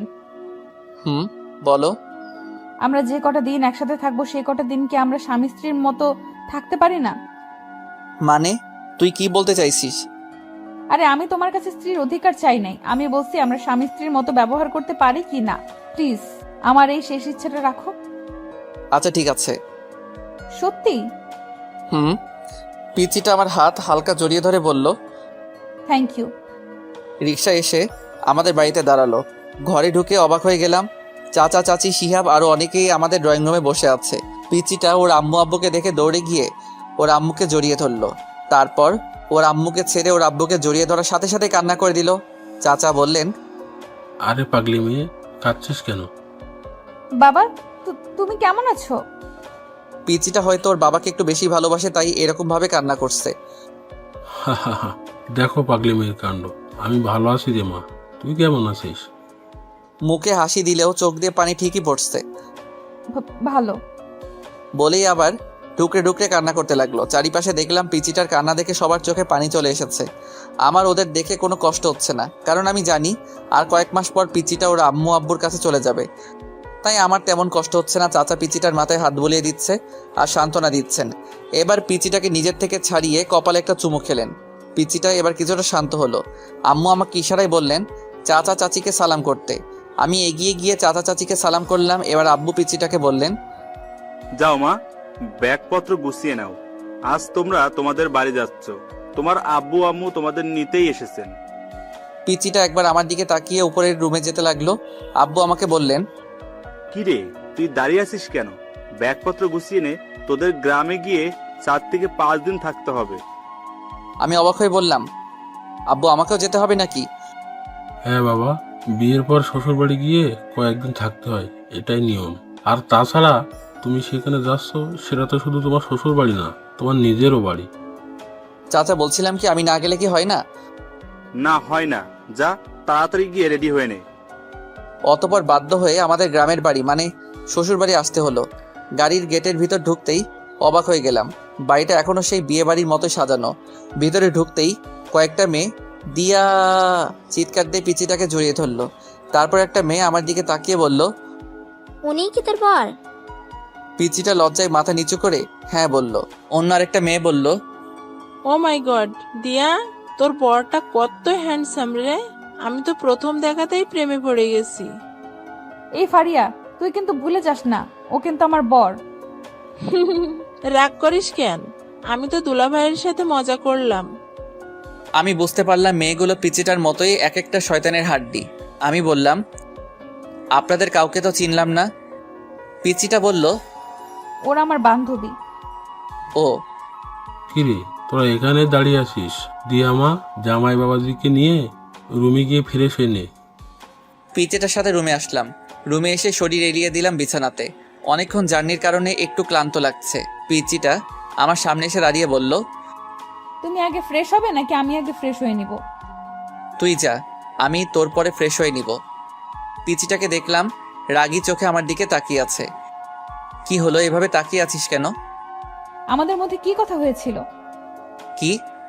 তুমি আমাকে কথা দিয়েছিলে না আমরা যে কটা দিন একসাথে থাকবো সে কটা দিন স্বামী স্ত্রীদের মতো থাকবো। তাহলে তুমি আমাকে এখনো তুই তুই করে ডাকছো কেন? তুমি আমাকে পিচ্চি ডাকতে পারো, তাতে আমার কোনো সমস্যা নেই, কিন্তু এই তুই তুই করে ডাকবে না। আমার কেন জানি তোমার মুখে তুই ডাকটা সহ্য হয় না। ওকে চেষ্টা করব। চেষ্টা করবা মানে? আচ্ছা রে বাবা, তুমি করে ডাকবো, খুশি? অনেক খুশি। পিচি শয়তান নিয়ে একটা। পিচিটা একটা হাসি দিয়ে বাথরুমে চলে গেল। কিছুক্ষণ পর পিচিটা গোসল করে বেরিয়ে আসলো। আমি হা হয়ে পিচিটার দিকে তাকিয়ে রইলাম। পিচিটা লজ্জা পেয়ে আমাকে বলল, কি দেখছো? আমি এবার হাসিতে ফেটে পড়লাম। কেন হাসছি বুঝতে পারছে না তো? দাঁড়ান, আগে একটু হেসে নিই তারপর বলছি। পিচিটা একটা শাড়ি পরে বের হয়ে আসছে। পরে আসছে বললে ভুল হবে, বলতে হবে পেঁচিয়ে আসছে। কোথায় শাড়ির মাথা, কোথায় শাড়ির আঁচল, কোনো ঠিক ঠিকানা নাই। এমনভাবে পরে আসছে মনে হচ্ছে এখনই খুলে পড়ে যাবে। পিচিটা যেখানে শাড়ির কুচি দেওয়া হয় সেখানটায় হাত দিয়ে ধরে দাঁড়িয়ে আছে। পিচিটার পেট দেখা যাচ্ছে, তাই লজ্জায় লাল হয়ে আমার সামনে দাঁড়িয়ে আছে। এটা কি পরছো বলেই হাসতে হাসতে আবার বিছানায় গড়াগড়ি খেতে লাগলাম। তুমি খুব খারাপ, দেখছো আমি শাড়ি পরতে পারছি না আর তুমি দাঁত খিলিয়ে হাসছো। হা, সরি, আমাকে দে, আমি ঠিক করে দিচ্ছি। সত্যি তুমি আমাকে পরিয়ে দিবে? লজ্জায় লাল হয়ে বলল কথাটা। আমার কি যে লজ্জা লাগছে, আবার খুশিও লাগছে। না, আমি শুধু ঠিক করে দিব, এদিকে আয়। আবার তুই করে ডাকছো? আচ্ছা ঠিক আছে, এদিকে আসো। পিচিটা একটা হাসি দিয়ে আমার কাছে এগিয়ে আসলো। আমি প্রথমে পিচিটার আঁচল ঠিক করলাম। পিচিটার শরীরে আমার হাত লাগতেই পিচিটা কেঁপে উঠলো। তারপর পেটের নাভিসহ কিছুটা অংশ বেরিয়ে এসেছিল। সে জায়গায় শাড়ি দিয়ে ঢাকতে গিয়ে আমার হাত লেগে গেল ওর পেটে। পিচিটা ছিটকে আমার থেকে সরে পিছিয়ে গেল। আমি বললাম, কি হলো, এভাবে পিছিয়ে গেলে কেন? কিছু না বলেই পিচিটা আবার আমার দিকে এগিয়ে আসলো। আমি এবার পিচিটা যে জায়গায় হাত দিয়ে ধরে রেখেছিল সেটা ওর হাত থেকে নিলাম। আমি ওর হাত থেকে নিয়ে শাড়ির কুচিটা দিতে লাগলাম। কুচি দিয়ে যেই ওর নাভির নিচে গুজতে যাব তখনই পিচিটা আমার হাত ধরে ফেললো। এটা আমাকে দাও, আমি পারবো। আমি আর কিছু না বলে ওর হাতে কুচিটা ধরিয়ে দিলাম। পিচিটা কুচি হাতে নিয়ে বাথরুমে ঢুকে গেল। কিছুক্ষণ পর পিচিটা বাথরুম থেকে শাড়িটা ঠিক করে বেরিয়ে আসলো। পিচিটার চোখ দুটো লাল হয়ে অনেক ফুলে আছে। তোমার চোখ মুখ এরকম লাগছে কেন? তুমি কি কান্না করছিলে নাকি? কি বলো কি? আমি কান্না করতে যাব কেন? ও আচ্ছা, এতক্ষণ পিচিটাকে আমি ভালো করে খেয়াল করি নাই, এখন চোখ পড়তে আমি হাঁ করে তাকিয়ে রইলাম। পিচিটাকে শাড়িতে এত সুন্দর মানিয়েছে যে আমি লিখে বোঝাতে পারবো না। কালো শাড়ির কালো চুলগুলো ছেড়ে আসছে পিচিটা, একদম মায়াবতী লাগছে পিচিটাকে। পিচিটা আমার তাকানো দেখে লজ্জা পেল। কি দেখছো? তোমাকে খুব সুন্দর লাগছে। এই কথা বলতে গিয়েও কিছু একটা ভেবে আটকে গেলাম। নিজেই নিজেকে বলতে লাগলাম, আমি এসব কি ভাবছি? ও তো একটা পিচ্ছি মেয়ে, ও তো আমার চাচাতো বোন। আমি তো কোনোদিনও ওকে বউ হিসেবে মেনে নিতে পারবো না। তাহলে কেন আমি ওর দিকে এরকমভাবে তাকিয়ে আছি? পিচিটা আবার বলল, কি হলো, কি ভাবছো? কিছু না বলেই আমি বাথরুমে ঢুকে গেলাম। শাওয়ার ছেড়ে অনেকক্ষণ গোসল করলাম। গোসল শেষে মনে হলো, শিট, আমি তো টাওয়েল সাথে আনি নাই। পরনে যে কাপড়গুলো নিয়ে বাথরুমে ঢুকেছিলাম সেগুলো ভিজিয়ে ফেলেছি। এখন আমি বাথরুম থেকে বের হই কিভাবে? বাথরুমের দরজা কিছুটা ফাঁক করে দেখলাম পিচিটা কোথায় আছে। পিচিটাকে দেখলাম আয়নাতে চুল আঁচড়াচ্ছে। আমি শুধু মুখটা বের করে বললাম, এই মেয়ে। হঠাৎ আমার আওয়াজে পিচিটা চমকে উঠল। কে? পিচিটা ভয়ে ভয়ে রুমের চারিদিকে তাকিয়ে খুঁজতে লাগলো। এই পিচি, আমি বাথরুমের দরজাতে দেখো। পিচিটা আমাকে দেখে নিজের বুকে থুতু দিল। ও তুমি? আমি তো ভয় পেয়ে গেছিলাম। তুমি সত্যিই পিচ্ছি? একটুতেই ভয় পেয়ে যাও? তুমি এইভাবে দরজাতে মুখ বের করে দাঁড়িয়ে আছো কেন? আমি এবার অসহায় হয়ে বললাম, আমার টাওয়েলটা দাও প্লিজ। পিচিটা একটা হাসি দিয়ে ব্যাগ থেকে টাওয়েল বের করে আমার হাতে এনে দিল। থ্যাংক ইউ বলে ঠাস করে দরজাটা লাগিয়ে দিলাম। তারপর আরও 3 দিন এই বাড়িতে থেকে আমাদের বাড়িতে চলে আসলাম। বাড়িতে আসার পরের দিন থেকেই পিচিটা কলেজে যেতে শুরু করলো। পিচিটাকে প্রতিদিন সকালে ওর কলেজে দিয়ে আমি আমার ভার্সিটিতে চলে যাই, আবার আসার সময় সাথে করে বাড়িতে নিয়ে আসি। এখন পিচিটার সাথে স্বাভাবিকভাবে কথাবার্তা বলি। আজকে সকালে একটু বেশি ঘুম পাচ্ছে। পিচিটা সে কখন থেকে আমাকে ডাকছে, কিন্তু আমি ঘুমে চোখই খুলতে পারছি না। পিচিটা অনেকক্ষণ ধরে আমাকে ডাকতে ডাকতে হাঁপিয়ে গেল। এবার পিচিটা রেগে বলল, তুমি উঠবে নাকি আমি আব্বুকে ডেকে নিয়ে আসবো? বলেই পিচিটা রুম থেকে বেরিয়ে যেতে লাগলো। আমি আব্বুর কথা শুনে ঘুম ঘুম চোখে পিচিটাকে ডাক দিলাম, এই পিচি শয়তানি, দাঁড়াও, আমি উঠছি, আব্বুকে ডাকতে হবে না। অনেক কষ্ট করে ঘুম থেকে উঠে ফ্রেশ হতে গেলাম। ফ্রেশ হয়ে এসে রেডি হয়ে নিচে এসে দেখি পিচিটা আগে থেকেই রেডি হয়ে বসে আছে। আমি হালকা কিছু নাস্তা করে পিচিটাকে নিয়ে বাড়ি থেকে বের হলাম। আমি বাইকে বসে পিচিটাকে বললাম বাইকে উঠে বসতে, কিন্তু পিচিটা উঠছে না, আমার দিকে তাকিয়ে আছে। কি হলো, এভাবে তাকিয়ে আছো কেন? দেরি হয়ে যাচ্ছে তো। তুমি এত সুন্দর কেন? বলে আমার চুলগুলো এলোমেলো করে দিল। চোখ থেকে সানগ্লাসটা নিয়ে নিজের ব্যাগের ভিতর ঢুকিয়ে নিল। এই পিচি, আজকে তোমার কি হয়েছে? এসব কি করছো? দাও, আমার গ্লাসটা দাও। না, দিব না। তোমাকে এত স্মার্ট হয়ে থাকতে হবে না। কলেজের কয়েকটা নির্লজ্জ মেয়ে তোমার দিকে কিরকম হা করে তাকিয়ে থাকে, সেটা আমার সহ্য হয় না। ও তাই নাকি?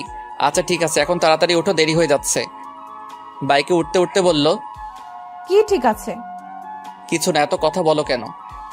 বাইক স্টার্ট দিয়ে এক টানে পিচিটার কলেজে চলে আসলাম। পিচিটা বাইক থেকে নামার পর আমি বললাম, এই পিচি শোনো।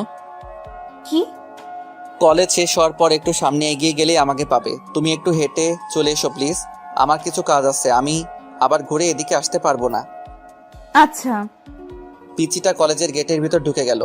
আমি বাইক স্টার্ট দিয়ে কিছুটা এগিয়ে দেখি সায়ান মুখটা মলিন করে বসে আছে, আর আবির, রিহান, রাকিব সায়ানকে সান্ত্বনা দিচ্ছে। আমি সায়ানের কাছে যেতে যেতে বললাম, কিরে মজনু, তোর লাইলি এখনো আসে নাই? আমি কাছে যেতেই সায়ান আমাকে জড়িয়ে ধরে কান্না করতে লাগলো। প্লিজ বন্ধু, তুই কিছু একটা কর, আমি জেনিয়াকে ছাড়া বাঁচবো না। জেনিয়া হলো সায়ানের গার্লফ্রেন্ড। 3 বছর ধরে ওদের রিলেশন, দুজন দুজনকে অনেক ভালোবাসে। কিছুদিন পর জেনিয়ার বিয়ে, কিন্তু জেনিয়া না পারছে ফ্যামিলি ছেড়ে সায়ানের কাছে চলে আসতে, না পারছে সায়ানকে ছাড়া অন্য কাউকে বিয়ে করতে। আজ জেনিয়া সায়ানের সাথে লাস্ট দেখা করতে আসছে। লাস্ট দেখা করবে সেই কথা শুনেই রাতে সায়ান আমাকে ফোন করে জানিয়ে দিয়েছিল। অনেকক্ষণ অপেক্ষার পর জেনিয়া আসলো। আমাদের সবাইকে দেখে কিছুটা অবাক হলো। আমি বললাম, জেনিয়া এদিকে আসো। আমি জেনিয়াকে ওদের থেকে কিছু দূরে নিয়ে গেলাম। আমি বললাম, জেনিয়া সত্যি করে বলো তো, তুমি কি সায়ানকে ছাড়া অন্য কারোর সাথে থাকতে পারবে? ওকে ছাড়া থাকতে পারবো না বলেই তো মরার রাস্তা বেছে নিয়েছি। তুমি কি মনে করেছো তুমি মরে গেলে সায়ান বেঁচে থাকতে পারবে? এবার মেয়েটা কান্না করতে লাগলো। তো আমি কি করব বলেন ভাইয়া? পালিয়ে যাও। কিন্তু আমার ফ্যামিলি? দেখো জেনিয়া, তোমরা পালিয়ে গিয়ে বিয়ে করার পর যখন তোমার কোলে ছোট্ট আরেকটা জীবন আসবে, তখন তোমার ফ্যামিলি ওই বাচ্চাটার দিকে তাকিয়ে সব মান অভিমান ভুলতে বাধ্য হবে। কিন্তু জেনিয়াকে পুরো কথাটা বলতে না দিয়ে পিচিটা এসে বলল, এই যে আমি চলে এসেছি। তারপর জেনিয়ার দিকে তাকিয়ে বলল, ওই মেয়েটা কে? বলছি তুমি ওদের কাছে গিয়ে বসো, আমি ওর সাথে কিছু ইম্পর্টেন্ট কথা বলে আসছি। মেয়েটার সাথে তোমার কিসের ইম্পর্টেন্ট কথা? নির্লজ্জ মেয়েগুলো শুধু সারাদিন তোমার পিছে পিছে লেগে থাকে। কথাগুলো বলতে বলতেই আমার হাত ধরে টেনে নিয়ে যেতে লাগলো। আমার রাগ উঠে গেল চরমে। এক ঝটকায় পিচিটার হাত থেকে আমার হাত ছাড়িয়ে গালে ঠাস করে একটা চড় বসিয়ে দিলাম। পিচিটা গালে হাত দিয়ে দাঁড়িয়ে আছে। এ পিচি, তুই জানিস এই মেয়েটাকে? জানি তো, মেয়েটা তোমার গার্লফ্রেন্ড। এবার অন্য গালে ঠাস করে আরেকটা চড় মারলাম। পিচিটা দুই গালে দুই হাত দিয়ে জোরে জোরে কান্না করতে লাগলো। কান্না থামা বলছি, না হলে আরেকটা দিব। তুমি খুব পচা।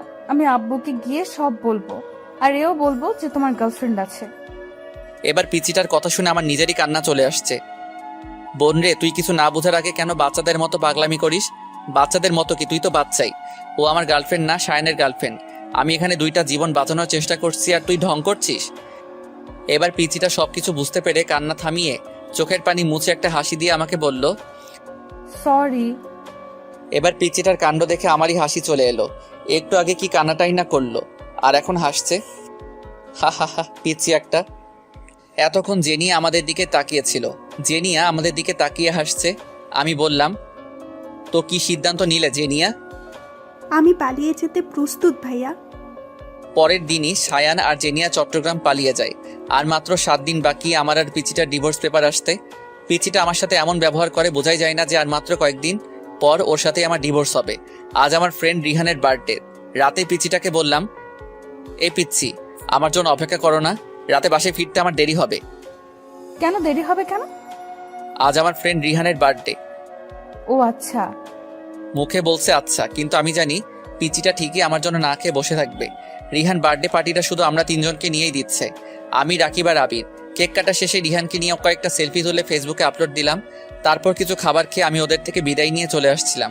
তখনই আমাকে রিহান আটকালো আর বলল, কিরে, কোথায় যাচ্ছিস? আসল পার্টিটাই তো হলো না। বলে একটা ব্যাগ থেকে 3টা বোতল বের করলো। কি রে, এসব কিসের বোতল? এইগুলা মদের বোতল। ছি সরা, এখান থেকে আমি এগুলো খাই নাকি? তোরা জানিস না আমি এগুলো খাই না? জানি, তবুও আজ খেতে হবে। আমাকে জোরাজোরি করতে লাগলো। শেষ পর্যন্ত ওদের জোরাজোরিতে বাধ্য হয়ে নাক টিপে হাফ গ্লাস খেলাম। হাফ গ্লাস খাওয়ার পরে আমার নেশা ধরে গেল। আমার আরও খেতে ইচ্ছা করতেছে। আমার পাশে এক বোতল রাখা ছিল। বোতলটার মুখ খুলে টক টক করে বোতলের অর্ধেক শেষ করতেই আবির আমার হাত থেকে বোতলটা কেড়ে নিল। এই নিয়ান, কি করছিস? আবিরও আমার মতো এসব খায় না। রাকিব আর রিহান অনেক জোরাজোরির পরেও আবির এসব খায় নাই। চল বাড়ি যাবি, চল। আবির আমাকে বাইকে করে বাড়িতে নিয়ে আসলো। আমাকে ঘরের সামনে পৌঁছে দিয়ে আবির চলে গেল। আমার কাছে ঘরের দ্বিতীয় চাবি ছিল, সেটা দিয়েই আমি ঢুকলাম। মাথা ঘুরছে, হাঁটতে পারছি না। কষ্ট করে রুমে আসলাম। দরজা ধাক্কা দিতেই খুলে গেল। পিচিটা বিছানাতে বসা ছিল। আমাকে দেখে উঠে এসে বলল, এতক্ষণে আসলে? আমি কিছু বললাম না। পিচিটার দিকে ঘোর লাগা চোখে তাকিয়ে রইলাম। আজ পিচিটাকে দেখে আমার ভিতরে কি রকম জানি একটা উত্তেজনা ফিল করছি। আমি পিচিটাকে বললাম, এই তুই আমার বউ না? আয় আমার কাছে আয়। এ কি, তোমার মুখ থেকে কিসের ওকে বলতে না দিয়ে ও ঠোঁটে আমার ঠোঁট লাগিয়ে দিলাম। তারপর পিচিটার ঠোঁট ছেড়ে দিয়ে পিচিটাকে ধাক্কা দিয়ে বিছানাতে ফেলে দিলাম। সকালে ঘুম থেকে উঠে বিছানাতে বসলাম। মাথাটা ঝিমঝিম করছে। হঠাৎ আমার খেয়াল হলো আমার শরীরে কোনো কাপড় নেই। কাপড় নাই বলতে একটা সুতাও নেই, শুধু পাতলা একটা চাদর দিয়ে সারা শরীর ঢাকা। কাল রাতের কথা মনে পড়তেই আমি চমকে উঠলাম। শিট, এটা আমি কি করলাম?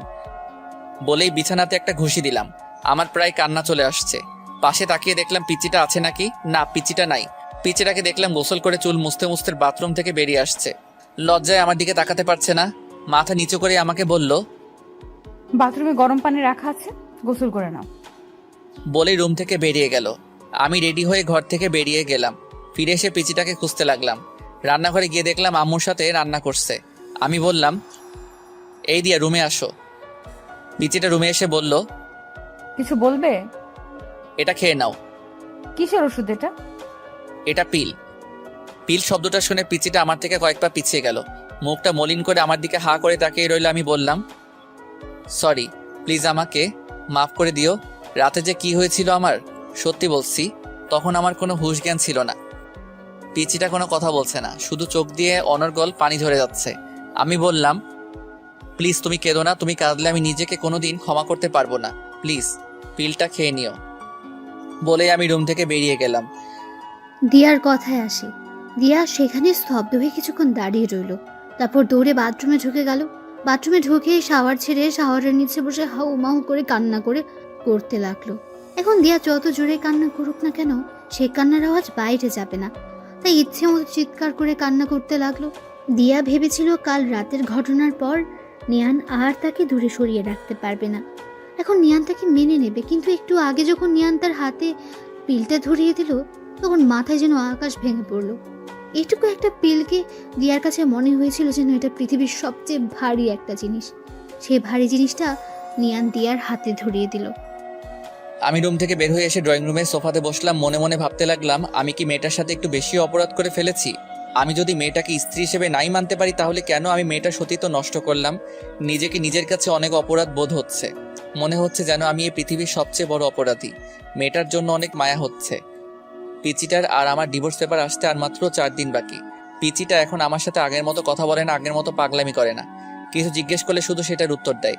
উত্তর দেওয়ার ধরন এমন, হ্যাঁ, না, ঠিক আছে, এর বেশি পিচিটা আমার সাথে একটা কথা বলে না। এখন কলেজে আমাকে ছেড়ে একা একাই চলে যায়। আমি বলেছিলাম আমার সাথে যেতে, কিন্তু পিচিটা বলে সে নাকি একা যেতে পারবে। আমি পিচিটার সেই পাগলামিগুলো অনেক মিস করি। পিচিটার কিছু হলে একটুতেই কেঁদে ফেলা, আমাকে বারবার আব্বুর ভয় দেখানো, এগুলো অনেক মিস করি। আজ বন্ধুদের সাথে কিছুক্ষণ আড্ডা দেওয়ার পর চলে আসলাম পিচিটার কলেজের সামনে। কিছুক্ষণ পর পিচিটা বেরিয়ে আসলো। আমি পিচিটাকে বললাম, বাইকে ওঠো। পিচিটা কিছু না বলে আমাকে পাশ কাটিয়ে একটা রিক্সাতে উঠে গেল। আমি পিচিটার কাণ্ড দেখে বোকা বনে গেলাম। যে মেয়েটা আমার বাইকের পেছনে উঠতে সবসময় পাগল হয়ে থাকতো, সেই মেয়ে আজ আমার সামনে দিয়ে একটা রিক্সাতে উঠলো। আমার কেন জানি বুকের ভেতরটায় অনেক কষ্ট ফিল হচ্ছে। আমার এরকম কষ্ট হচ্ছে কেন? তাহলে কি আমি মেয়েটাকে ভালোবেসে ফেলেছি? সত্যি কি আমি মেয়েটাকে ভালোবেসে ফেলেছি? নিজেই নিজেকে প্রশ্ন করতে লাগলাম। সেখানে দাঁড়িয়ানা থেকে বাড়িতে চলে আসলাম। রুমে ঢুকে দেখলাম মেয়েটা গোসল করে বাথরুম থেকে বের হচ্ছে আর টাওয়েল দিয়ে চুল মুছছে। আজ কেন জানি আমার কাছে মেয়েটাকে অন্যরকম লাগছে। বারবার পিচিটার দিকে চোখ যাচ্ছে। পিচিটার মুখটা আজ এত ফ্যাকাশে লাগছে কেন? অনেকক্ষণ ধরে দেখছি পিচিটা মনমরা হয়ে কি যেন একটা ভাবছে। পিচিটা আয়নার সামনে দাঁড়িয়ে ছিল। আমি বললাম, তোমার কি কিছু হয়েছে? মেয়েটা আমার কথায় পিছনে ঘুরে আমার দিকে কিছুক্ষণ প্রশ্নবোধক দৃষ্টিতে তাকিয়ে রইল। তারপর মুখটা মলিন করে শুধু একটা শব্দ বলল, না। মেয়েটা রুম থেকে বেরিয়ে গেল। আমি বুঝলাম না মেয়েটা আমার দিকে এরকম ভাবে তাকালো কেন। মেয়েটা কি চোখের ভাষা দিয়ে আমাকে কিছু বোঝাতে চাইছিল? রাত 10:30। আমি আগে খাবার শেষ করে রুমে এসে মেয়েটার জন্য অপেক্ষা করছিলাম। মেয়েটা এতক্ষণ ধরে আসছে না কেন? আমি রুম থেকে বের হয়ে মেয়েটাকে ডাকতে লাগলাম, দিয়া, এই দিয়া। আসছি। দৌড়াতে দৌড়াতে মেয়েটা রুমে আসলো, আমার সামনে এসে দাঁড়ালো। হাঁপাতে হাঁপাতে বলল, কিছু বলবে? এতক্ষণ ধরে রুমে আসছিলে না, তার জন্যই ডাকলাম। আর কিছু বলবে না? আমি জানি মেয়েটা আমার মুখ থেকে কি শুনতে চাইছে। আমি মেয়েটার আমার জন্য এরকম অস্থিরতা দেখে মনে মনে হাসতে লাগলাম। তারপর মুখে একটা হাসি এনে বললাম, না, আর কি বলবো। ও। মেয়েটা কিছুক্ষণ নীরব থেকে আবার বলল, আমি কাল সকালে চলে যাচ্ছি। আমি অবাক হয়ে বললাম, চলে যাচ্ছ মানে? কোথায় চলে যাচ্ছ? আমাদের ডিভোর্স পেপার চলে এসেছে। সকালে একটা লোক এসে পেপারটা দিয়ে গেছিল। মেয়েটা আলমারি থেকে ডিভোর্স পেপার বের করে আমার সামনে আনলো। তারপর পেপারটা আমাকে দেখিয়ে বলল, এই পেপারটায় সাইন করার আগে আমাকে একটাবার বউ বলে ডাকবে। শুধু একটা বার আমাকে বউ বলে ডাকো প্লিজ। আমি কিছু না বলে রুম থেকে বেরিয়ে গেলাম। ঘরের বাইরে এসে বাইকটা নিয়ে বেরিয়ে পড়লাম। বাইক চালাচ্ছি আর মনে মনে ভাবছি, তোমাকে শুধু একবার না, সারা জীবন বউ বলে ডাকবো, আমার পিচ্চি বউ।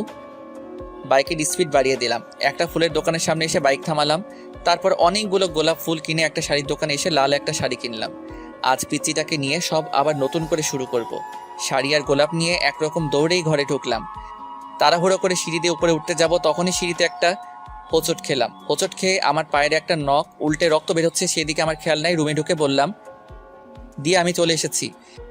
কিন্তু দিয়াকে রুমে দেখতে পাচ্ছি না কেন? মনে হয় বাথরুমে আছে। বাথরুমের দরজা ধাক্কা দিতে দরজা খুলে গেল না। বাথরুমেও নেই। বেলকনিতে দেখতে যাব, তখনই চোখ পড়লো বিছানাতে। দেখলাম ডিভোর্স পেপার রাখা আছে, তার উপর একটা ছোট্ট কাগজ। আমি ডিভোর্স পেপার হাতে নিয়ে দেখলাম ডিভোর্স পেপারে দিয়ার সাইন। আমার বুকের ভিতর ধুক করে উঠল। কাগজটার ভাঁজ খুলে পড়তে লাগলাম। প্রিয় নিয়ান আহমেদ, আজ থেকে তুমি মুক্ত। আজ থেকে তোমাকে আর কখনো পিচ্চির জ্বালা সহ্য করতে হবে না। চলে যাচ্ছি সব ছেড়ে। কোথায় যাচ্ছি আমি নিজেও জানি না। তুমি হয়তো ভেবেছিলে যে আমি আমাদের বাড়িতেই যাব। না, আমি যে ওই বাড়িতে যেতে পারবো না। কি মুখ নিয়ে যাব ওই বাড়িতে? আব্বুকে গিয়ে আমি কি বলবো? তোমাকে বলেছিলাম যে সকালে যাব, কিন্তু একটু আগে তোমাকে যখন বললাম আমাকে একবার বউ বলে ডাকতে, তুমি আমার থেকে মুখ ফিরিয়ে বাইরে চলে গেলে, তখনই বুঝে গেলাম আমাকে তোমার আর সহ্য হচ্ছে না। তাই সকাল পর্যন্ত থেকে তোমার অসহ্যের কারণ হতে চাই না, চলে গেলাম। তোমার মুখে সেই পিচ্চি শয়তানির ডাকটা অনেক মিস করব। ভালো থেকো, আর সুন্দর একটা বড় মেয়েকে বিয়ে করো। তোমার তো আবার পিচ্চি মেয়েদের সহ্য হয় না, এতে তোমার পিচ্চি বউ। চিঠিটা পড়ার পর আমার চোখ ঝাপসা হয়ে আসছিল। সারা পৃথিবীটা যেন আমার চোখের সামনে ঘুরছিল। সাথে সাথে সেখানে বসে পড়লাম। জোরে একটা চিৎকার দিলাম, দিয়া তুমি এটা কি করলে দিয়া? আমি তোমাকে কোথাও যেতে দিব না। বলেই দৌড়ে রুম থেকে বেরিয়ে গেলাম। বাইক স্টার্ট দিয়ে কোন দিকে যাব কিছুই বুঝতে পারছি না। অতপর কোনো দিশা না পেয়ে সামনের দিকে যেতে লাগলাম। দিয়ার কথায় আসে। রাস্তা দিয়ে আনমনে হাঁটছে দেয়া, চোখ দিয়ে অঝোর বৃষ্টি পড়ছে, বাতাসে চুলগুলো উঠছে। কোথায় যাচ্ছে সে নিজেও জানে না, শুধু এটা জানে যে নিয়ানের জীবন থেকে অনেক দূরে চলে যাবে। নিয়ানকে সে নিজের জীবনের চাইতেও বেশি ভালোবাসে। সেই ছোটবেলা থেকে নিয়ান তার মনে জায়গা করে আছে। আজ সেই মনের মানুষটাকে ছেড়ে অনেক দূরে চলে যাচ্ছে সে। দিয়া মনে মনে ভাবছে, সে কি দূরে চলে গেলে নিয়ানকে ভুলে থাকতে পারবে? আবার নিজেকে নিজে উত্তর দিচ্ছে, নিজেকে ভুলতে পারে, কিন্তু নিয়ানকে কোনোদিনও ভুলতে পারবে না। এসব ভাবতে ভাবতে কোনো সময় যে রাস্তার মাঝখানে চলে এসেছে সে নিজেও জানে না।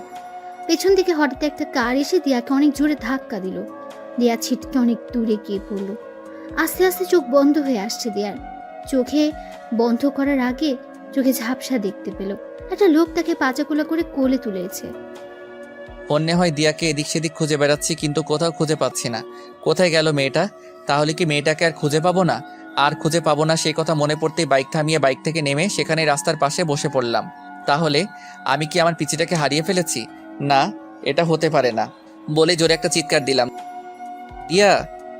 চিৎকার করে কান্না করতে লাগলাম আর জোরে জোরে বলতে লাগলাম, দিয়া তুমি কোথায়? প্লিজ আমাকে ছেড়ে কোথাও যেও না দিয়া। দিয়া আমি তোমাকে অনেক ভালোবাসি দিয়া। এই পিচি শয়তানি, তুই শুনতে পারছিস? আমি তোকে অনেক ভালোবাসি।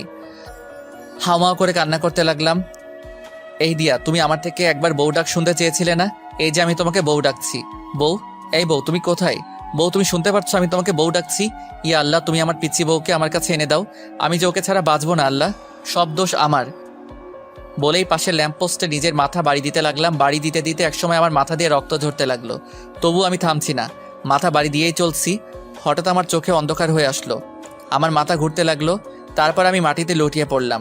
এরপরে কি হয়েছিল আমার আর কিছু মনে নাই। দিয়া বলে চিৎকার দিয়ে উঠলাম। একে আমি কোথায়? সারা রুমে চোখ বুলাতেই বুঝতে পারি এটা একটা হসপিটাল। মাথায় ব্যথা অনুভব করলাম, মাথায় হাত দিয়ে দেখি ব্যান্ডেজ। আমার চিৎকার শুনে আম্মু দৌড়ে কেবিনে ঢুকলেন। আম্মু আমার পাশে এসে বসে বললেন, এখন কেমন লাগছে নিয়ান? আমি আম্মুর প্রশ্নের উত্তর না দিয়ে কান্না করতে করতে বললাম, আম্মু দিয়া। চুপ কর, তোকে আর কিচ্ছু বলতে হবে না। আমি চিঠিটা পড়েছি আর তোদের ডিভোর্সের পেপারটাও দেখেছি। তুই মেয়েটার সাথে এমন কেন করলি নিয়ান? বলে আম্মু কান্না করতে করতে কেবিন থেকে বেরিয়ে গেলেন। আমি অসুস্থ না হলে হয়তো আম্মু আমার গালে কষে একটা চড় মারতেন। আমার অসুস্থতার জন্য সেটা করলেন না। আমার দিয়ার কথা মনে পড়তেই আমার বুকটা কেঁপে উঠল। হাতের স্যালাইন খুলে হাসপাতালের সিট থেকে নামলাম। দাঁড়াতেই পারছি না, অনেক কষ্ট হচ্ছে, তবুও উঠে দাঁড়ালাম। যতই কষ্ট হোক আমাকে যে যেতে হবে, আমার পিচিটাকে যে খুঁজে বের করতে হবে। কেবিন থেকে বেরিয়ে পড়লাম। মাথাটা ঝিমঝিম করছে। আমাকে দেখে আম্মু চিৎকার দিয়ে উঠলেন, নিয়ান, তুই এই অবস্থাতে কোথায় যাচ্ছিস? বলেই পেছন থেকে আম্মু আমার হাত চেপে ধরলেন। আম্মু আমাকে ছাড়ো, আমাকে যেতে হবে, দিয়াকে খুঁজে বের করতে হবে। নিয়ান বাবা, এরকম পাগলামি করিস না, তোর শরীরটা যে ভালো না। তাছাড়া দিয়াকে খুঁজতে তোর আপু আর চাচা গেছেন। না আম্মু, আমাকেও যেতে হবে। বলেই এক ঝটকায় আম্মুর থেকে আমার হাত ছাড়িয়ে দৌড়ে যেতে লাগলাম। কিছুটা যেতেই মাথাটা ঘুরতে লাগলো, আর যেতে পারলাম না, সেখানেই মাথা ঘুরে পড়ে গেলাম। এদিকে আজ 3 দিন পর দিয়ার জ্ঞান ফিরল। রিয়া চোখ খুলতে নিজেকে একটা হসপিটালে আবিষ্কার করে। পাশে লক্ষ্য করে দেখে নিয়ানের বয়সে একটা ছেলে বসে আছে। দিয়া বলল, আমি কোথায় আর এখানে কিভাবে আসলাম? দিয়াকে উঠতে দেখে ছেলেটা বলল, আপনার এখন কেমন লাগছে? ভালো, কিন্তু আমি এখানে কেন? আর এটা কোন জায়গা? আপনি এখন মালয়েশিয়ায়।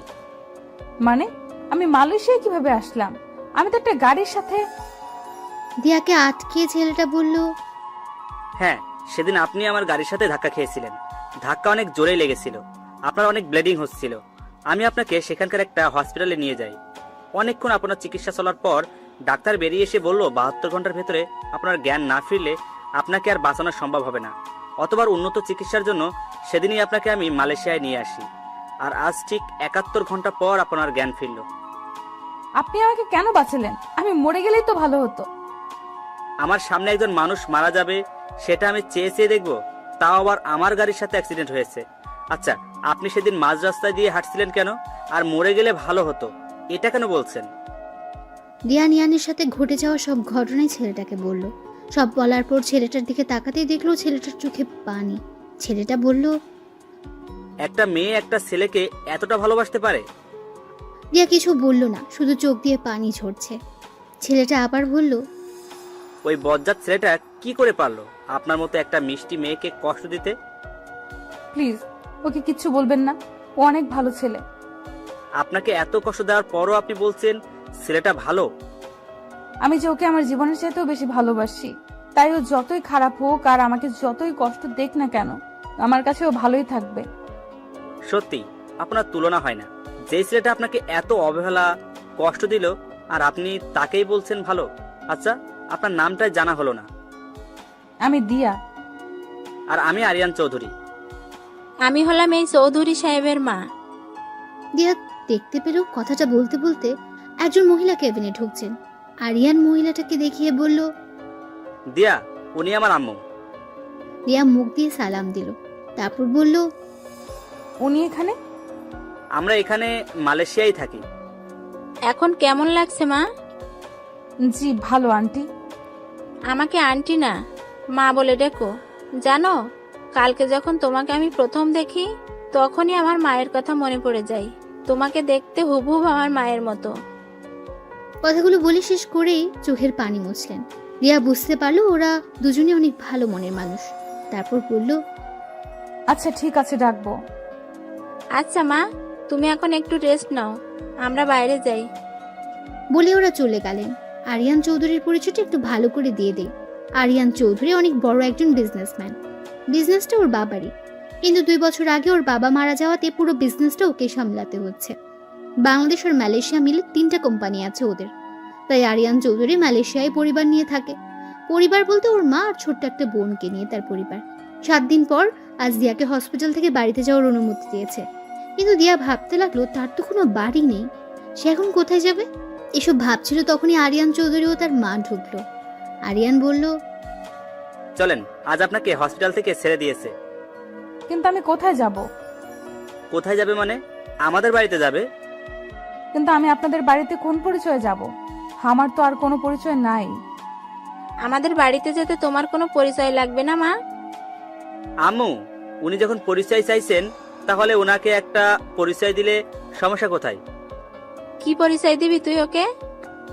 আমার বউয়ের পরিচয়। মানে? আরে আরে, আপনি তো ভয় পাবেন না। আমি আপনাকে সত্যিকারের বউ হতে বলছি না, শুধু আপনার পরিচয়টা হবে আপনি আমার বউ। কিন্তু আর কোনো কিন্তু না, এবার বাড়িতে চলুন। এদিকে আমি হাসপাতাল থেকে বাড়িতে এসে পাগলের মতো হয়ে গেলাম। প্রত্যেকদিন দিয়াকে খুঁজতে বের হই, কিন্তু কোথাও খুঁজে পাই না। সারা বাংলাদেশের অলিগলি সব খুঁজলাম, কিন্তু কোথাও খুঁজে পেলাম না। এভাবে প্রত্যেকদিন মেয়েটাকে পাগলের মতো খুঁজে বেড়াই, যে মেয়েটাকে আমি সহ্যই করতে পারতাম না। আজ সেই মেয়ের জন্য প্রত্যেক রাত কান্না করে বালিশ ভিজাই। এভাবে দিয়ার অপেক্ষায় কেটে গেল অনেক নির্ঘুম রাত, কেটে গেল 5-5টা বছর। এর মধ্যে দিয়ার কথা প্রায় সবাই ভুলেই গেছে। সবাই বলছে দিয়া নাকি আর ফিরে আসবে না, ও নাকি মারা গেছে। চাচা চাচিও অনেক কষ্ট করে হলেও সেটা মেনে নিয়েছেন, কিন্তু আমি এখনও দিয়ার পথ চেয়ে বসে আছি। আমার বিশ্বাস দিয়া একদিন না একদিন ফিরে আসবেই। এর মধ্যে আব্বু আম্মু অনেকবার বলেছেন যে বিয়ে করে নতুন করে জীবন শুরু করতে, কিন্তু আমি ওদের বারবার বলে দিচ্ছি যে দিয়ার অপেক্ষায় সারা জীবন পার করে দিতে পারবো। আজ আব্বু হঠাৎ রুমে এসে বললেন, তুই কি এভাবেই জীবনটা শেষ করে দিবি? তোর কি মনে হয় মেয়েটা এখনো বেঁচে আছে? আর বেঁচে থাকলেও কি তোর জন্য বসে আছে নাকি? বেঁচে থাকলেও হয়তো কারোর সাথে বিয়ে হয়ে সংসার করছে। আব্বু প্লিজ। তোকে আমি 2টা অপশন দিচ্ছি, বিয়ে কর নয়তো চাকরি বাকরি কিছু একটা করে জীবনটা নতুন করে শুরু কর। কিছুক্ষণ চুপ থেকে বললাম, ওকে আব্বু, আমি চাকরি করব। আব্বু একটা স্বস্তির নিঃশ্বাস ফেলে চলে গেলেন। পরের দিন আমি একটা চাকরির ইন্টারভিউ দিতে যাই। ইন্টারভিউ দেওয়ার পর আমাকে কিছুক্ষণের জন্য ওয়েটিংয়ে রাখে। আমাকে কিছুক্ষণ পর আবার আমাকে ডাকে। আমাকে বলে, কংগ্রাচুলেশনস, আপনার চাকরি হয়ে গেছে, কিন্তু সেটা মালয়েশিয়ায়। আপনার সব রেজাল্ট ভালো দেখে আমরা আমাদেরই আরেকটা কোম্পানি থেকে ট্রান্সফার করে দেই। মালয়েশিয়ার কথা শুনে কেন জানি আমি হ্যাঁ বলে দেই। আমার কেন জানি মনে হচ্ছে মালয়েশিয়ায় কিছু একটা আছে। বাড়িতে এসে আব্বুকে বলতেই আব্বু অনেক খুশি হলেন। রাতের খাবার খেয়ে রুমে এসে ঘুমানোর চেষ্টা করছি, কিন্তু ঘুম আসছে না। বারবার দিয়ার সেই নিষ্পাপ হাসি চোখে ভেসে উঠছে। জানি শেষ রাত বা মধ্যরাত ছাড়া আমার ঘুম আসবে না। গত 5 বছর ধরে এরকমটাই হয়ে আসছে। হঠাৎ মোবাইলের আওয়াজে ভাবনার জগৎ থেকে বেরিয়ে আসলাম। মোবাইল হাতে নিয়ে দেখি সে অচেনা নাম্বার থেকে আবার ফোন এসেছে। গত 5 বছর ধরে অনেকগুলো অচেনা নাম্বার থেকে আমার মোবাইলে ফোন আসে। ফোন রিসিভ করলে কেউ ওপাশে কিছু বলে না, শুধু আমি একটা ছোট্ট বাচ্চার হাউমাউ শুনতে পাই। অনেকবার বিরক্ত হয়ে অনেকগুলো নাম্বার ব্লক মেরেছি, কিন্তু কোনো কাজ হয় না। একটা ব্লক মারলে অন্য আরেকটা নাম্বার দিয়ে ফোন দেয়। দিয়া যদি আমাকে কোনো দিন ফোন দেয়, এই আশাতে সিমটাও পাল্টাতে পারি না। প্রথম বিরক্ত লাগলেও এখন কেন জানি আমার ওই পিচ্চিটার অস্পষ্ট ভাষা শুনতে ভালো লাগে। তাই এখন প্রত্যেকটা দিন ফোনটা রিসিভও করি। আজও ফোন রিসিভ করে হ্যালো বলার সাথে সাথেই সেই পরিচিত আওয়াজ শুনতে পাই। ওপাশ থেকে আব্বু আম্মু বলে অস্পষ্ট ভাষায় কি যেন একটা বলছে, কিছু বুঝতে পারি না। শুধু এই আব্বু আম্মু ডাকটাই বুঝতে পারি। আজকে আমি মালয়েশিয়ায় যাচ্ছি। বাড়িতে সবার থেকে বিদায় নিয়ে এয়ারপোর্টে চলে আসলাম। এয়ারপোর্টে এসে ওই দিন যেই লোকটা আমার ইন্টারভিউ নিয়েছিল সেই লোকের সাথেই আরও অনেকগুলো লোকজন দেখতে পারলাম। পরে জানতে পারলাম ওরাও আমার মতোই মালয়েশিয়াতে চাকরি করতে সিলেক্ট হয়েছে। ওদের মধ্যে একজনের সাথে আমার অনেক ভাব জমে গেল। ওর নাম জিসান। বিমানে আমার পাশের সিটেই বসেছিল। ওর সাথে মিশে বুঝতে পারলাম ছেলেটা একটু বেশি চঞ্চল টাইপের, অনেক বেশি কথা বলে। ফ্লাইট ল্যান্ড করলো মালয়েশিয়ায়। আমি মালয়েশিয়ার মাটিতে পা রাখতেই আমার বুকটা কেঁপে উঠল।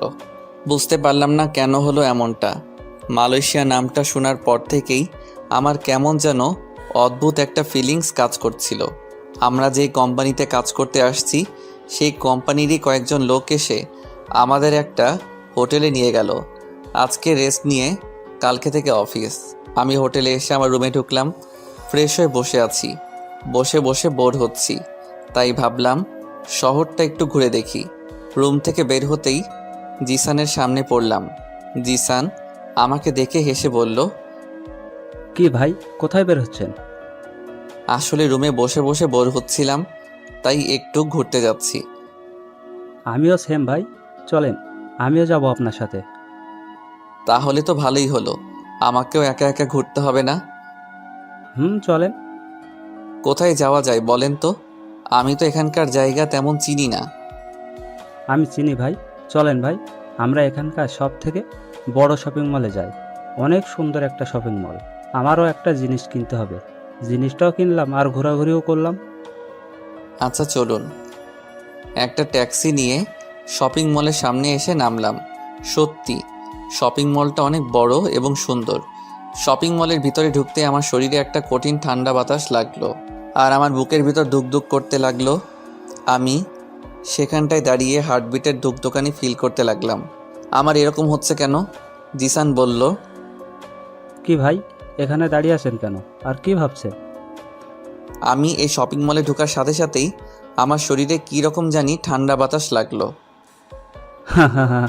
আরে ভাই, এটা এসির বাতাস। না, এটা এসির বাতাস হতে পারে না। এসির বাতাস এত মোলায়েম আর কঠিন না, আর এই বাতাসটা একেবারে আমার বুকের ভিতর লেগেছে। আরে ভাই, কি সব আবল তাবল বলছেন? আমি জোরে একটা নিঃশ্বাস ফেলে বললাম, না কিছু না, চলেন। তারপর জিসানকে নিয়ে লিফটে করে শপিং মলটার 3 তলাতে উঠলাম। জিসান ঘুরে ঘুরে টি শার্ট দেখছে, হয়তো টি শার্ট কেনার জন্যই আসছে। আমি আর ওকে জিজ্ঞেস করলাম না। জিসান একটা টি শার্ট হাতে নিয়ে চেঞ্জ রুমে গেল। আমার একটা শার্ট অনেক ভালো লাগছে, সেই শার্টটাই নেড়েচেড়ে দেখছিলাম। হঠাৎ আমার চোখ আটকে গেল একটা মেয়ের উপর। মেয়েটা আমার ঠিক উল্টো দিকে মুখ করে লিফটের সামনে দাঁড়িয়ে আছে। মেয়েটাকে আমার এত চেনা চেনা লাগছে কেন? আমি মেয়েটার মুখ দেখতে না পারলেও আমার কেন জানি মনে হচ্ছে মেয়েটা আমার অনেক দিনের চেনা কেউ। আমার হার্টবিট অনেক স্পিডে দৌড়াচ্ছে। দৌড়ে আমি মেয়েটার কাছে যেতে লাগলাম। আমি দৌড়ে মেয়েটার কাছে যাওয়ার আগেই মেয়েটা লিফটে উঠে গেল। আমি লিফটের সামনে এসে দেখলাম লিফট লেগে গেছে। সেখানে দাঁড়িয়েই হাঁপাতে লাগলাম। হঠাৎ চোখ পড়ল পাশের সিঁড়ির উপর। আমি দৌড়ে সিঁড়ি দিয়ে নামতে লাগলাম। নিচতলায় আসতেই দেখলাম মেয়েটা শপিং মল থেকে বের হয়ে যাচ্ছে। আমিও দৌড়ে শপিং মল থেকে বের হতেই দেখলাম মেয়েটা একটা গাড়িতে উঠে গেছে। গাড়িতে কালো গ্লাস থাকাতে তখনও আমি মেয়েটাকে দেখতে পাই নাই। গাড়িটা অনেক স্পিডে চলে গেল। আমি সেখানে দাঁড়িয়ে রইলাম। পিছন থেকে জিসান ডাকতে ডাকতে আসলো। নিয়ান ভাই, নিয়ান ভাই। আমার পাশে এসে হাঁপাতে লাগলো। আবার বলল, কি ভাই, শপিং মল থেকে এভাবে দৌড়ে বের হচ্ছিলেন কেন? পিছন থেকে আমি এত ডাকলাম, আপনি শুনলেনই না। পরে বলবো, এখন হোটেলে চলুন। সত্যি আপনি অনেক অদ্ভুত ভাই। চলুন।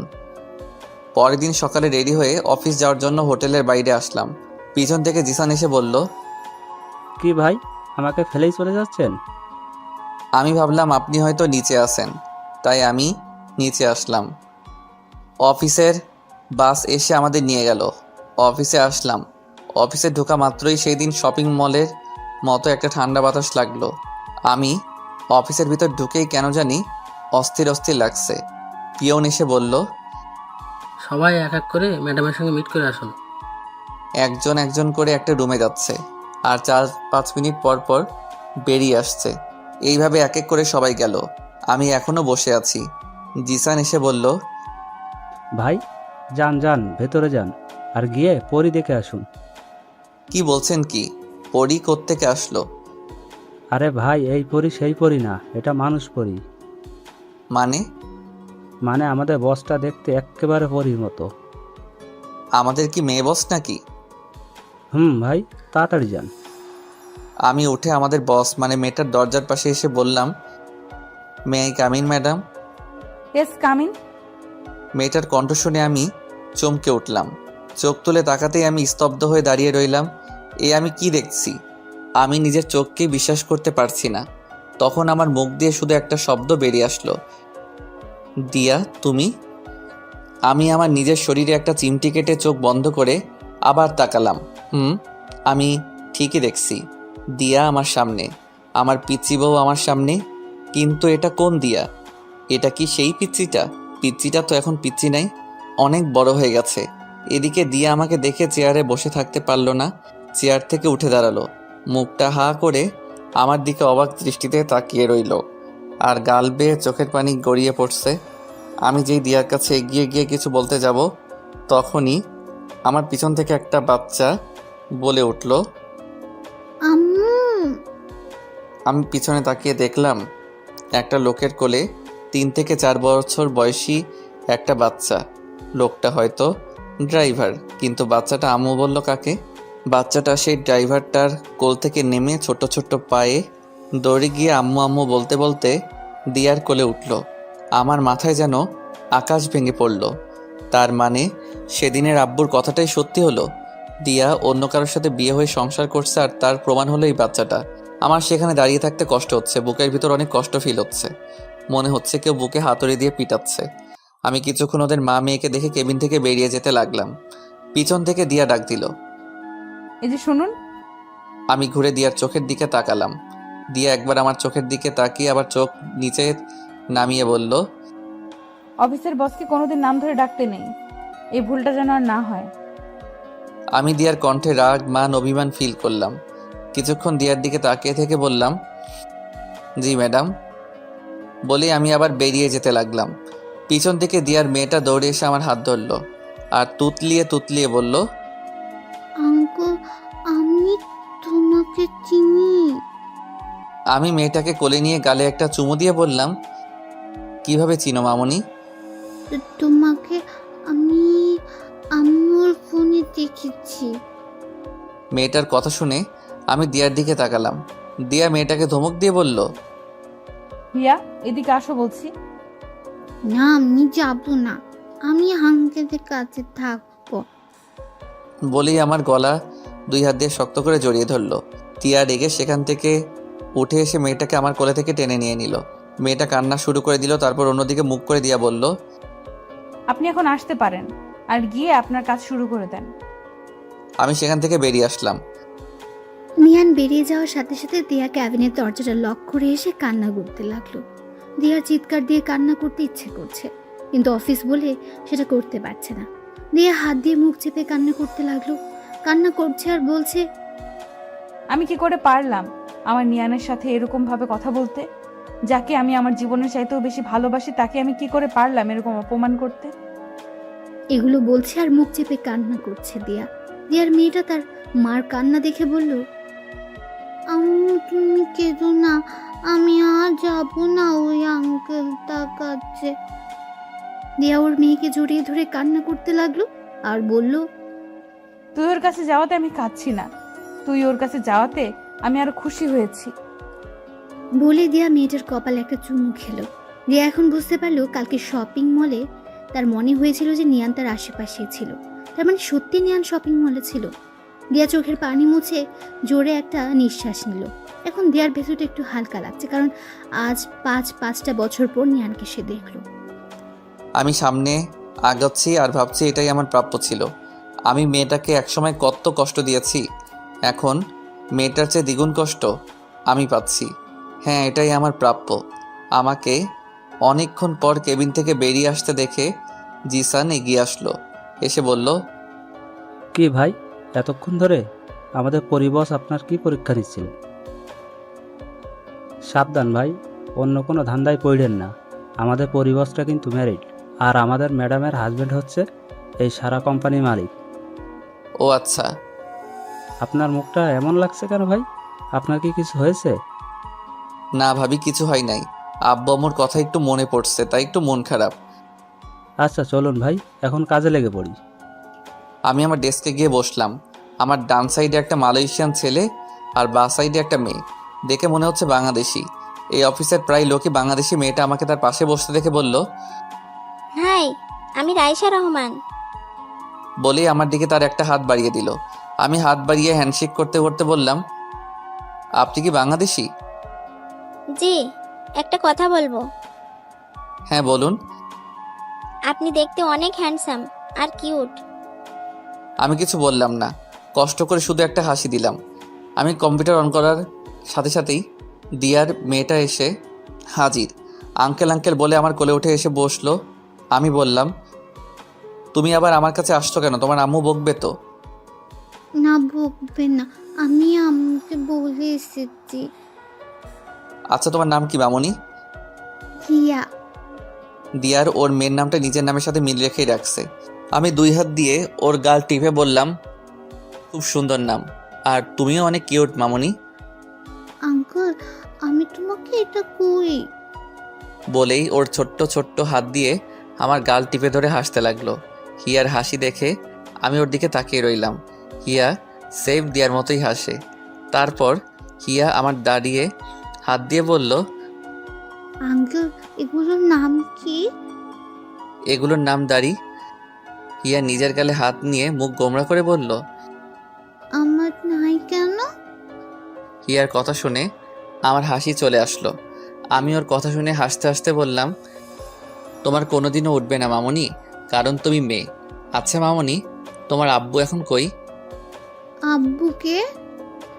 সে কি, তুমি তোমার আব্বুকে চিনো না? কে ওর আব্বুকে পাপা বলে ডাকে? হঠাৎ কারো কথায় পিছন ফিরে তাকিয়ে দেখলাম দিয়া। দিয়াকে দেখে আমি বসা থেকে উঠে দাঁড়ালাম। দিয়া কথাটা বলে আমার দিকে তাকিয়ে রইল। আমি ওর থেকে চোখ নামিয়ে বললাম, সরি ম্যাডাম, আসলে আপনার মেয়ে আমার কাছে। আমাকে বলতে না দিয়ে দিয়া বলল, ইটস ওকে। তারপর দিয়া হিয়াকে আমার পাশ থেকে তুলে নিয়ে যেতে যেতে বলল, চলো হিয়া, কিছু খাবে? বাড়ি থেকে না খেয়ে চলে এসেছো। আমার দিকে একবার তাকিয়ে চলে যেতে লাগলো। পাশ থেকে রাইসা এতক্ষণ আমাদের দেখছিল। আমাকে বলল, আমাদের ম্যাডাম কি আপনার পরিচিত কেউ? আমি মেয়েটার প্রশ্ন শুনে চুপ করে রইলাম। আমি মেয়েটাকে কি বলবো কিছু বুঝে উঠতে পারতেছি না। জি। রাইসা আমাকে আর কিছু প্রশ্ন করার আগেই আমি বললাম, এক্সকিউজ মি, আমি একটু আসছি। বলেই আমি অফিসের ওয়াশরুমের দিকে যেতে লাগলাম। অফিস শেষে আমি আর জিসান দাঁড়িয়ে আছি অফিসের বাইরে। অফিস বাসের জন্য অপেক্ষা করছিলাম। জিসান আমাকে বলল, ভাই আপনি এখানে দাঁড়ান, আমি গিয়ে দেখে আসছি বাসটা এখন আসছে না কেন। এই বলে জিসান চলে গেল। আমি একা একা আনমনে দাঁড়িয়ে আছি। পেছন থেকে দিয়া হিয়াকে কোলে নিয়ে বের হলো। হিয়া আমাকে দেখে দিয়ার কোল থেকে নেমে দৌড়ে আমার কাছে আসলো। আমার সামনে এসে একটা হাসি দিয়ে বলল, আঙ্কেল মাথা নিচু করো। আমি মাথা নিচু করতেই হিয়া আমার গালে একটা চুমু খেলো। তারপর হিয়া দিয়ার কাছে গিয়ে ওর হাত ধরে টানতে লাগলো। কি হলো হিয়া, আমাকে টানছো কেন? আসো না আম্মু। হিয়া দিয়াকে টানতে টানতে আমার সামনে নিয়ে এলো। দিয়া আমার দিকে একবার তাকিয়ে চোখ নিচে নামিয়ে নিল। হিয়া বলল, আম্মু আঙ্কেলকে চুমু দাও। আমরা দুজনই দুজনের দিকে চোখ বড় বড় করে তাকালাম। দিয়া লজ্জায় লাল হয়ে গেল। তারপর হিয়াকে ধমক দিয়ে বলল, এসব কি হচ্ছে? প্লিজ ম্যাডাম, ওকে বকবেন না, আমি ওকে বুঝিয়ে বলছি। আমি হাঁটু গেড়ে বসে হিয়ার গালে হাত দিয়ে বললাম, হিয়া মামুনি শোনো, তোমার আম্মু তোমার আব্বুকে মানে তোমার পাপাকে ছাড়া অন্য কোনো ছেলেকে চুমু খেতে পারবে না। কিন্তু আম্মু তো পাপাকে চুমু দেয় না, আম্মু তো তোমার ফটো দিচ্ছ। দিয়া হিয়ার মুখ চেপে ধরলো। তারপর হিয়াকে কোলে নিয়ে বলল, চলো হিয়া, দেরি হয়ে যাচ্ছে। বলেই আমার দিকে একবার তাকিয়ে গাড়িতে উঠে গেল। গাড়িতে উঠে হিয়া আমাকে হাত নাড়িয়ে টাটা টাটা দিতে লাগলো। আমি ওকে হাত নাড়িয়ে টাটা দিলাম। আমিও হোটেলে চলে আসলাম। রুমে ঢুকে শার্টটা খুলে একটা টাওয়েল নিয়ে বাথরুমে ঢুকলাম। বাথরুমে ঢুকে শাওয়ারটা ছেড়ে শাওয়ারের নিচে দাঁড়িয়ে রইলাম। বুকের ভিতরটা অনেক ভারী লাগছে। অনেক কষ্ট জমে আছে বুকের ভিতরে। আমার দোষে আমি আমার পিচ্চি বউটাকে হারালাম। সেদিন যদি আমি ওকে সারপ্রাইজ দেওয়ার জন্য ঘর থেকে বেরিয়ে না যেতাম, তাহলে আজ আমাকে ওকে এই অবস্থাতে দেখতে হতো না। আমার চোখের পানি আর শাওয়ারের পানি এক হয়ে নিচে পড়ছে। আমার পিচ্চিটা এখন আর আমার নেই, এখন সে অন্য কারো বউ, অন্য একজনের মেয়ের মা। যখন ওর মেয়েটা আমার কাছে আসে, জানি না কেন জানি আমি সব কষ্ট ভুলে যাই। এখন আমি নিজেকে একটা কথা ভেবেই সান্ত্বনা দিচ্ছি যে যাই হোক, আমার পিচ্চিটা তো সুখে আছে, ও সুখে থাকলেই হলো, আমার আর কিছু চাই না। দিয়ার সুখে আমার সুখ। অনেকক্ষণ শাওয়ার নিজে থাকার পর বাথরুম থেকে বেরিয়ে আসলাম। পরের দিন অফিসে যাওয়ার জন্য জিসান রেডি হয়ে আমার রুমে এসে বলল, কি ভাই আপনি এখনো রেডি হন নাই? অফিস বাস চলে আসছে তো। জিসান ভাই, আপনি অফিস বাস দিয়ে চলে যান, আমি পরে একটা ট্যাক্সি নিয়ে চলে যাব। আচ্ছা ঠিক আছে, আমি যাই। আপনি দেরি করবেন না কিন্তু, নতুন নতুন অফিস জয়েন করেছেন, দেরি করলে সমস্যা হতে পারে কিন্তু। আচ্ছা। আমি ভাবতে লাগলাম আমার কি আর দিয়ার সামনে যাওয়া ঠিক হবে? ও যখন সুখে আছে তাহলে থাক না সুখে, আমি কেন ওর পথের কাঁটা হয়ে দাঁড়াবো? তাই ভাবলাম আমি আর দিয়ার সামনে যাব না। এদিকে হিয়া অনেকক্ষণ ধরে ওর মাকে বলে যাচ্ছে, আম্মু আঙ্কেল আসছে না কেন। হিয়া প্রতিদিন দিয়ার সাথে অফিসে আসে। দিয়া ওর মেয়েকে বলছে, আসবে, এক্ষুনি চলে আসবে। এদিকে দিয়াও চিন্তায় পড়ে। দিয়া মনে মনে ভাবতে লাগলো, অফিস বাস তো সেই কখন চলে আসলো, কিন্তু নিয়ান আসলো না কেন অফিস বাসে? নিয়ান কি আর আসবে না অফিসে? নিয়ান তো আমাকে সহ্যই করতে পারে না, তাহলে কি আমার জন্য সে আর অফিসে আসবে না? আমার নিয়ানকে কি আমি আর দেখতে পারবো না? নিয়ানকে সে আর দেখতে পারবে না। সে কথা মনে পড়তে দিয়ার বুকের ভেতর ধুক করে উঠলো, চোখ দিয়ে পানি বেরিয়ে আসলো। এতক্ষণ সে তার ক্যাবিনের সামনে দাঁড়িয়েছিল। হঠাৎ খেয়াল হলো নিয়ান অফিসে ঢুকছে। দিয়ার চোখে মুখে হাসি ফুটে উঠলো। হিয়া নিয়ানকে দেখতে পেয়ে দৌড়ে গিয়ে নিয়ানের পা দুটো জড়িয়ে ধরলো। আমি হিয়াকে টেনে কোলে তুললাম, গালে একটা চুমু দিলাম। হ্যাঁ, আজ ওর জন্য অফিসে আসতে হলো। আমি যে দিয়ার মেয়েটার মায়ায় পড়ে গেছি।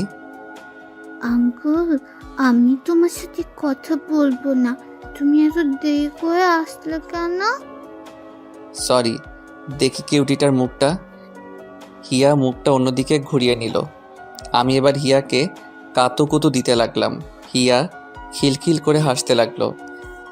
দিয়া ওদের দেখে একটা হাসি দিয়ে চোখ মুছে জোরে একটা নিঃশ্বাস ফেলে ক্যাবিনে চলে গেল। আমি সারাদিন হিয়াকে নিয়ে মেতে রইলাম।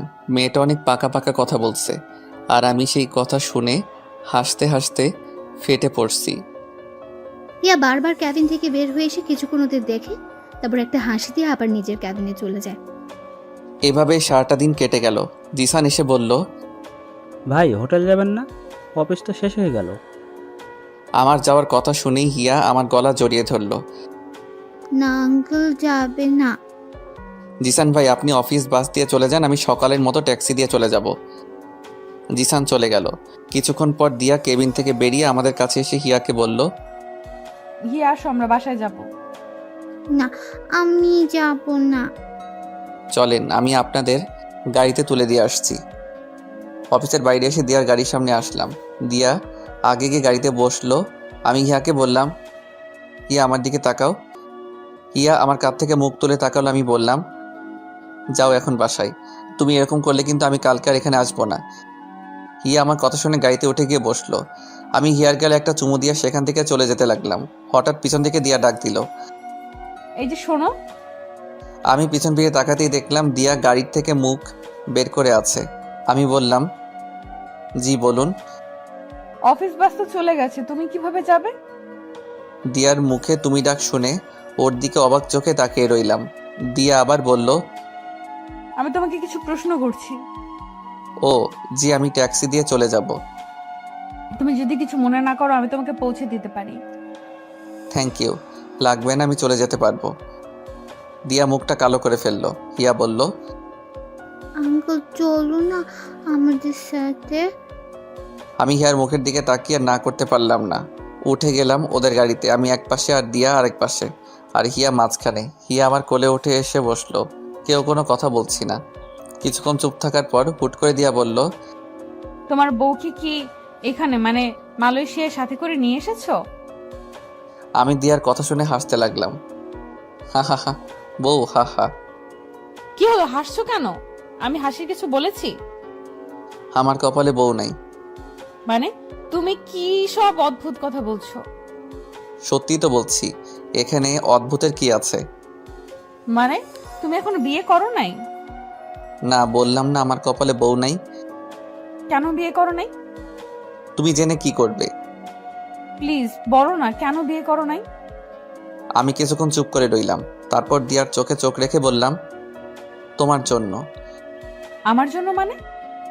সেদিন রাতে আমি কিছু একটা ভেবে চুপ করে রইলাম। দিয়া কি এখন এসব বলা ঠিক হবে? দিয়া তো সুখেই আছে, ওকে এসব বলে কি ওর কষ্ট বাড়ানো ঠিক হবে? দিয়া আমাকে চুপ করে থাকতে দেখে বলল, বলো না সেদিন রাতে কি? না কিছু না। দিয়া এবার আমার হাত ধরে হিয়ার মাথায় নিয়ে গেল। তারপর বলল, ও তো ছোট্ট ফেরেশতা মানুষ, আমি জানি তুমি ওর মাথায় হাত রেখে মিথ্যা বলতে পারবে না। আমি এবার কি বলবো কিছু বুঝে উঠতে পারছি না। হিয়ার মাথায় হাত রেখে আমি আবার মিথ্যা বলতে পারবো না। আমি বললাম, দিয়া থাক না এসব এখন, আর জেনে কি করবে? তুমি বলবে কিনা বলো। আমি এবার বলতে শুরু করলাম, আসলে সেদিন রাতে তুমি যখন আমার মুখ থেকে একবার বউ ডাক শুনতে চেয়েছিলে, তখন আমি ঘর থেকে বেরিয়ে গিয়েছিলাম জানো। সেদিন আমি তোমাকে সারপ্রাইজ দেওয়ার জন্য রুম থেকে বেরিয়ে গিয়েছিলাম। সেদিন আমি তোমাকে একবার না সারা জীবনের জন্য বউ ডাকতে চেয়েছিলাম, তোমাকে আপন করে নিতে চেয়েছিলাম, কিন্তু তোমাকে সারপ্রাইজ দেওয়ার জন্য একটা লাল টকটকে শাড়ি আর অনেক গোলাপ ফুল নিয়ে যখন বাসায় আসলাম, তখন আমি নিজেই সারপ্রাইজড হয়ে যাই। এসে দেখি তুমি রুমে নাই। তারপর যখন তোমার চিঠি আর ডিভোর্স পেপারে সাইন দেখলাম, তখন আমার সারা দুনিয়া অন্ধকার হয়ে এসেছিল। তারপর 5-5টা বছর তোমার অপেক্ষায় তোমাকে খুঁজতে খুঁজতে কাটিয়ে দেই। সবাই তো ভেবে নিয়েছিল যে তুমি আর বেঁচে নেই, কিন্তু একমাত্র আমিই জানতাম তোমাকে আমি একদিন খুঁজে পাবো। কিন্তু এভাবে যে পেয়েও তোমাকে হারাতে হবে সেটা ভাবিনি। আমি এক নিঃশ্বাসে কথাগুলো বলে ফেললাম। দিয়ার দিকে তাকিয়ে দেখলাম গাল বেয়ে চোখের পানি গড়িয়ে পড়ছে। আমার দিকে মায়া ভরা চোখে তাকিয়ে আছে।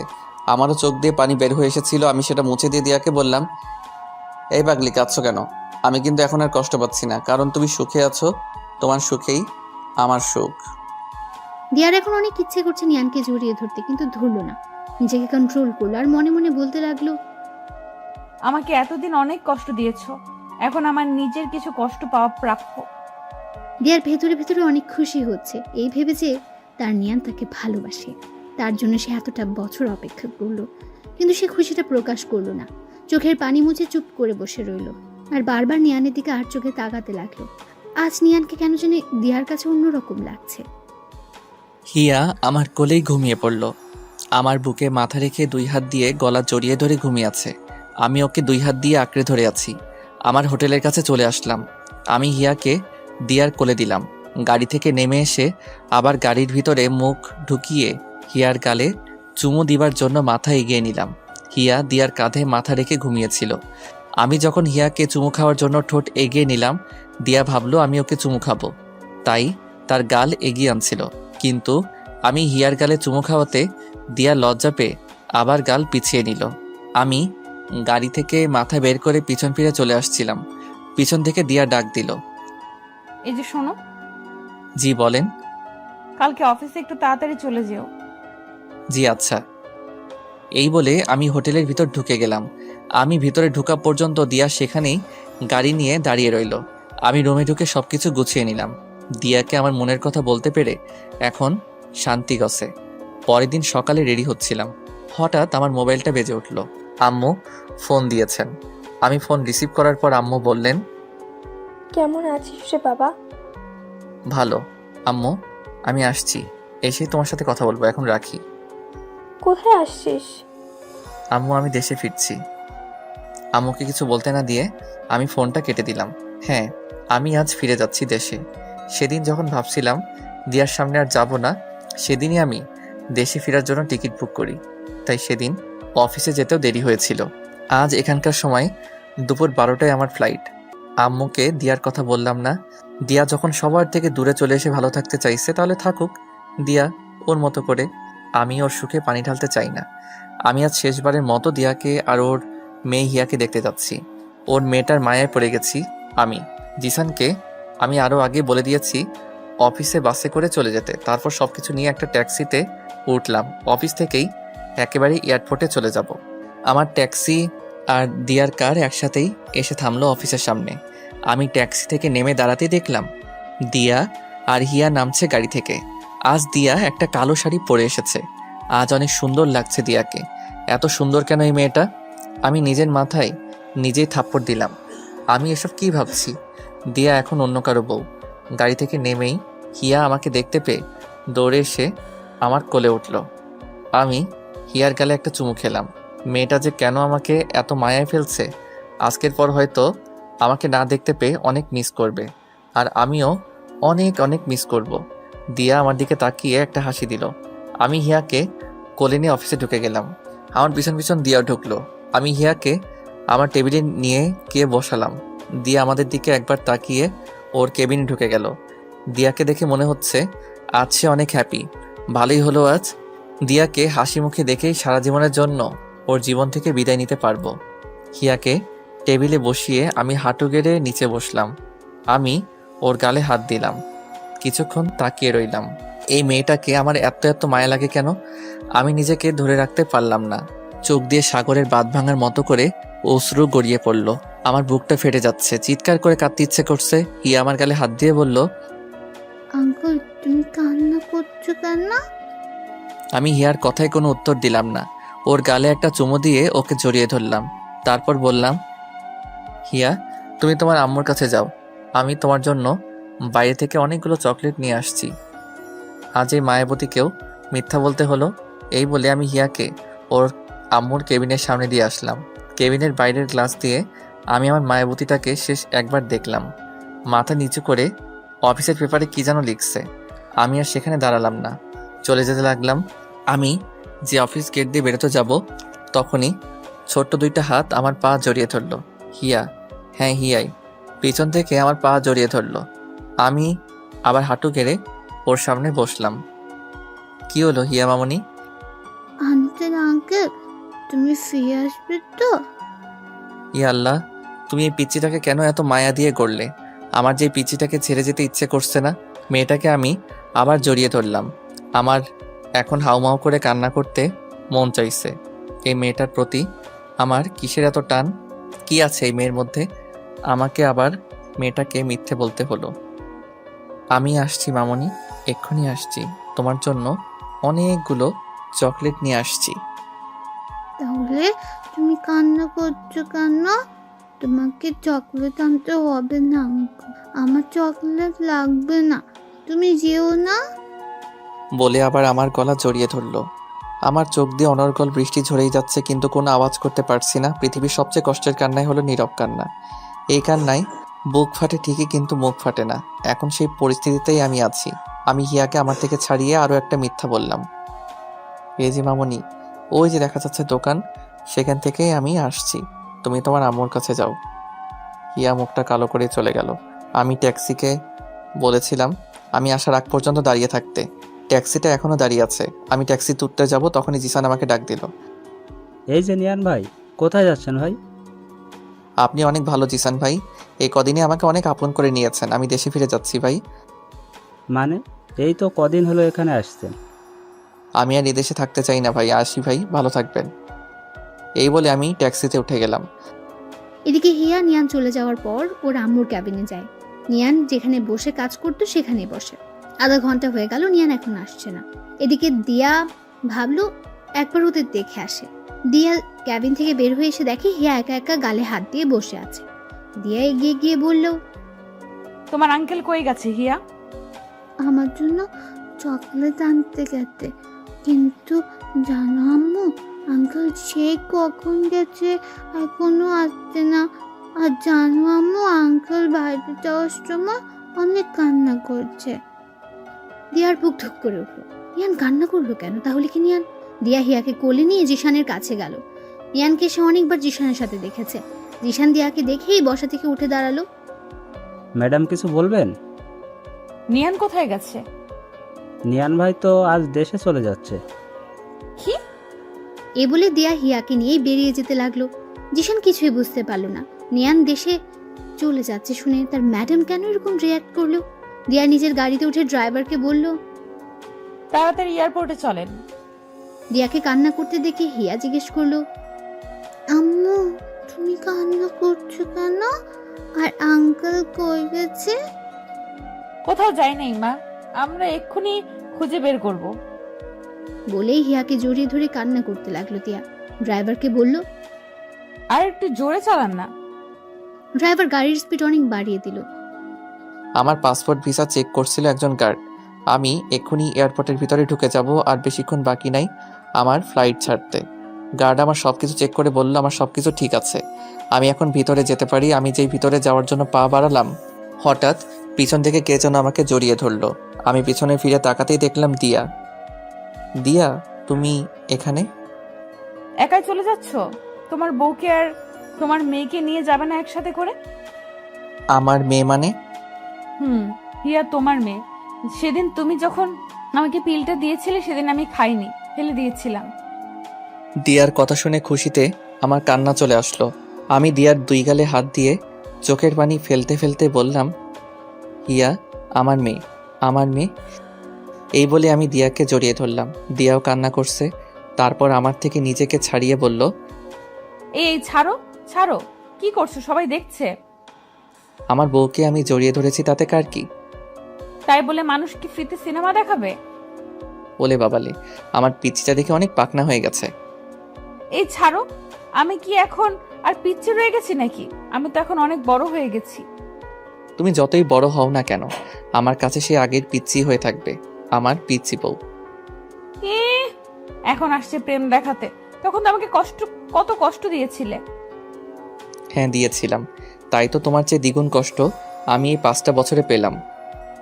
আর আমি কি কম কষ্ট পাইছি এই 5 বছরে?